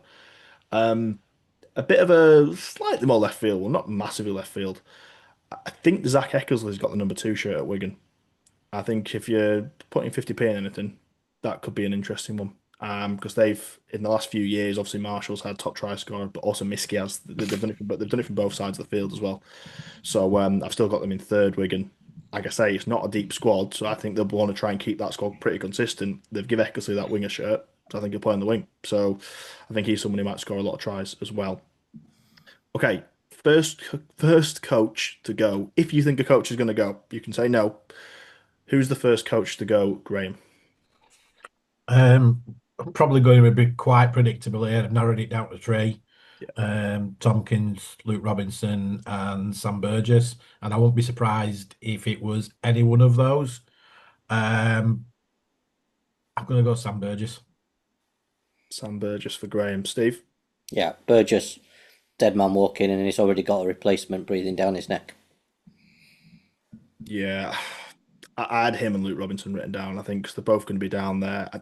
I just think I don't really know with the Huddersfield situation because is Ken just going to kind of ride it out with his squad potentially? I don't know with the money. Well, I don't think there's money available to spend, but it just yeah, I'm going to go Burgess. I will go Burgess, but I think Luke Robinson has to be careful. Naturally speaking, I think if there was someone with some like real credentials to kind of come back into the fold and really want the gig, then I think Huddersfield would have to think about it. But yeah, I'll opt with you guys and Sam Burgess. It's just that it's a weird situation, a really weird scenario. Yeah, and boldest Super League prediction. So Steve, have we already had yours then? So have you got another one? Do you want me to go bolder? I'll By go all bolder. means, please I'll go go bold. bolder. Yes. Lewis Martin to break Super League try scoring record. Ooh, so what would that be? 41, is it? 40 odd, isn't it? Yeah, low 40s. Yeah. But remember, Wow. more games to be played. Is there? 14 teams. Yeah, but they've got real league fixtures. Yeah, that's true, actually. Oh, Still I'm still 27. staying bold. It's I'm still still 27. saying it's still a bold. It's still a bold prediction. It's still a bold prediction. It might be even a bit bolder now, to be fair. Yeah. No, could happen. Could well happen. Could well happen to 27 game. Yeah, why not? Why not? He's got a hat trick in him or two. As Lewis Martin, great player. Well, he might actually maybe sway into my prediction actually. Graham, what you got? So, obviously, I've given my who I think are going to win all the trophies. My bold prediction was going to be that neither Wigan or LKR win a domestic trophy. I think that's bold. Yeah, I think that's bold enough. I think certainly off the back of a treble. I mean, they've literally had everything for the last couple of years, haven't they? So Yeah. I like that. Is it bolder than Brodie Croft, though? No, I think your Brody Croft one's bolder, but you've already gone with that one. Nice one. I like them both. Mine's not that bold, really, in the grand scheme of things, but it's something I genuinely think could happen. It might even be within the actual season, but I think within the next 12 months, what I think we're going to see is, and I'm not talking about a Harry Newman or a James McDonald. I think we're going to see a top 3 player in Super League make a big move to the NRL. I think we're going to see someone where like, oh Christ, we can't let him go, and then he's going to go. It could be a Mikey Lewis, could be a Jack Wellesby, someone like that of that ilk. I think we're going to lose a top England player essentially, and I think it'll happen in the next 12 months. It might not be that they go straight away. It might be that they go to PNG in 2028. I think that's something that we have to really consider because Perth have already started jumping in. Obviously, Perth obviously been pretty active. They've had to be. They've got to build a brand new squad. Players are what they are. PNG are probably going to be even more active because less Australians are going to be keen on it. And if you're an English player, I think it's all tax free. I mean, there's a lot of money to be made for a year or two in PNG. And if you're a Mikey Lewis at 25, 26, whatever he is at that age, and you go, oh, they're going to give me £1 million here, or something ridiculous. It's like I think we're gonna lose a top one, one that's gonna kind of send shockwaves a little bit. So that's my bold prediction. I guess it is quite bold. It's quite bold. Just on that, Um, sorry, just on that, I thought it were the Australian players that would benefit from the tax-free, not the overseas, in the deal maybe, that oh, the maybe so in that case. Maybe so. The Australian government have done a deal with it Mm. basically because they see it as it's very political. They see it as a Yeah, yeah, of course. place where, within, they wanted to use it rather than lose it to China sort of thing. But I'm not sure how it counts for overseas players. Then, to be fair, but I think even so, to be fair, I don't think it'll make a massive difference because I think the money involved is still tax aside. It's still going to be massive. Um, Yeah, it'd still be cute. And like I say, I just think even with the money situation, it's going to be really, really interesting when when that window opens in December for PNG for 2028, how many jump at it. And if they don't, really, for the English Super League, we need top NRL players to jump to PNG pretty quickly. If they don't, and it goes even a few weeks without some big news, I think there's going to be some Super League clubs looking really, really nervously at their top talent. I think understandably so. So yeah, regardless, I think a big one's going to go. I think a big one's going to go. All right, then let's do some quick ones on cast then to wrap it up. I'm sure there'll be some crossover in these, in fairness, but we'll go for it anyway. Best signing. Who do you think is going to be the best overall signing? There's plenty to go. There's been 14. I'll push you. I'll push you for one. Graham, who we got? I've gone Tom Weaver. Okay, interesting. I think that we made such a play for him that we obviously rate him very, very highly, or the people that are involved in making signings rate him very, very highly. I saw a little bit of a difference between the Weaver that played against St Helens to the Weaver that played against Doncaster. It looked far more settled. Yes, the opposition was completely different. I accept that, but I think he's one of those players who will grow into our season and will become a vital key part in what we do. Nice. Good answer. I like it. I like it. I am going to go for reasons that will come clear and are quite obvious anyway. I'm going to go Blake Taff. I think Blake Taff will be the best signing we make this year. Kind of fingers crossed, ultimately. Because I think if he is, that bodes well. I think we've kind of talked about quite a bit, haven't we, about there's quite a lot of places in the ladder we could end up. I think Blake Taff really going well, he'd be the difference between a couple of spots potentially on the ladder, I think. Steve? Yeah, agreed. Blake Taff, pivot player, most important position on the pitch probably in the modern game, defensively and in attack. So yeah, I'm going Blake Taff being the best signing of the season for us. Great stuff. Great stuff. Should be a simple one, I think. Should be. Top try scorer. Who's going to be the top try scorer, Graham? Hopefully, it comes back very, very quickly because I'm going Semi Valamay. Interesting. Interesting. Steve? Ravalawa. Yeah, I've also gone Ravalawa, to be fair. I think the thing that's kind of swayed it for me, one, it's not the greatest sign in the world that Semi's always got an injury. I don't want to touch on it too much. I don't want to jinx anything. It's not the best sign in the world that he's already picked one up. I think Ravalawa, usually I wouldn't say the right-sided winger. But yeah, I think Weaver's going to look good. I think he's going to play right. And I think that right edge is probably looking stronger than the left at the moment. And for that basis, I'm going to go. I'm going to go Ravalawa, and anyone who can score 20 plus tries in an NRL season on the right side, they certainly know the way to the line, don't they? So I'm going to go. I'm going to go McKaylee, and hopefully that would, well, if he gets that honour, that means he's played a decent amount of games as well, which is going to be crucial for McKaylee Ravalawa. Okay, who's going to be the emerging star? Who's someone we're probably not talking about too much right now, but who is someone in September, October we'll look back on the year and go, oh, they really came through. They were really quite impressive, and maybe I wasn't really thinking about them too much back in February. Who would be your emerging star this year, Graham? I think there's a couple of ways of looking at it. I think for me, Brock Greason could be that player because judged on the evidence of a couple of games, he's going to be all action. He's going to carry hard, carry the ball a lot. He's going to Mm. defend well. Um, so, but would you say he was more of a senior player because of his position in the squad with squad numbers and he's clearly part of the 17? I think you can count him though. I mean, he has only played one senior appearance before he's come to Cast, and at the Yeah, end of the day, so I think you can absolutely throw him in there. but I've also got Alfie Lindsay. I Mm. think Alfie will get some games this year, and we'll be looking at him. I think we've got some good kids coming through. Yeah, Sam Grice will develop, but he's still got a lot of developing to do. Corey and Tyler Sharp, again, they've got a lot of developing to do. But there's some talent. Fletcher Rooney, but was he our emerging star last year?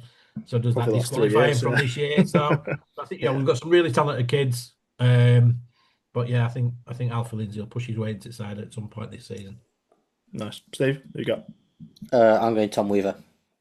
I know he's Yeah, you got can. a starting number, but if you said his name to 22, as most we rugby said. league supporters, they'd go Tom who? And I think that might be different by the end of this season. I think everyone will know who he is. So he's 22. He's not a household name even in rugby league circles. So I think he's emerging star this year. Yeah, great stuff. I think, honestly, although he's not the name I've written down, hopefully, I think, frankly, hopefully he is. Hopefully he really is. I had Brock written down, to be honest. I think it's quite a simple and straightforward one. I think he's someone people are excited about, to be honest, I think already. And if he can kind of live up to any kind of any kind of hype, I think that's going to be really. I think that's going to be really strong. I think he's going to get the fans on board right away. I think that's for certain in Brock Grease, and I'm excited to see what we've got from him. So I had him written down. I also had written down, again, I'm not going to be coming shouting from the rooftops probably about him at the end of the year.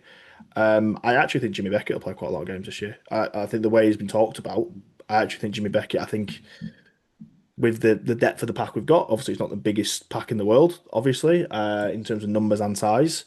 And just the way that Jimmy's been discussed so far, obviously what he's kind of put on the what he's put on the tape at Fev already as well, and also I get it was against a very very young lead side, but also what he showed there after not having a pre-season essentially, and came in on a couple of weeks' notice. The minutes he did, I think his minutes are actually invaluable this year, and it might only be 10 games, but I think he's someone who we could look at that and go, that was a really nice shrewd bit of business, bringing in Jimmy Beckett. So I'm going to throw him in there as well. I'm sure these players have probably already been covered, to be fair, but most valuable player. Who is the most valuable player for Graham in 2026?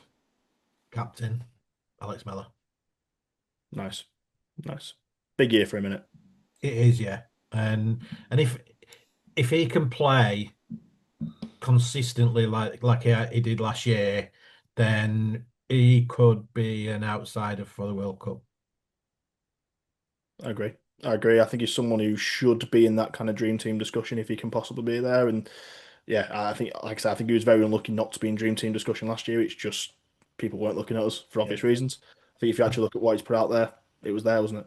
Yeah, and I think there's one with a real point to prove, and that's Dejan Arce.